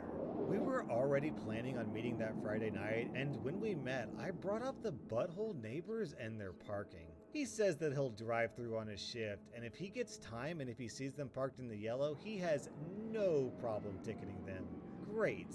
He also gets some of his friends to check it out when they have time too. Fantastic. We've been calling almost daily at this point about their cars parked illegally, but nothing was happening. That Saturday night, he sends me a text saying he ticketed 3 cars. I missed the text, so no tow truck, but I kinda figured with the 3 tickets they'd get the idea. They didn't. Off and on all week, it was the same. This past Saturday, the teenage son throws a party and everyone, I mean every single one of their guests and them parked in the yellow of someone's driveway or blocked someone out altogether. Obviously, the little jerk told all of his friends to block our driveways or block our cars in. I sent a text to our officer friend who told me to call the non-emergency line and he'd be the one to look into it. But I'm scheming bigger. I call up the tow truck driver and tell him that there are at least 15 cars parked illegally, and all are about to receive parking tickets for blocking driveways and cars. I let him know we are friends with an officer, and he and I scheme a little further. We get a solid plan. I call our officer friend back and tell him our plan, and I also mention that the party is likely going to be filled with underage drinkers. Now, I hate busting parties, but I make exceptions for little turds and especially little underage drinking and driving turds. He and I finalized the plan. Here's how it all went down. Officer and 3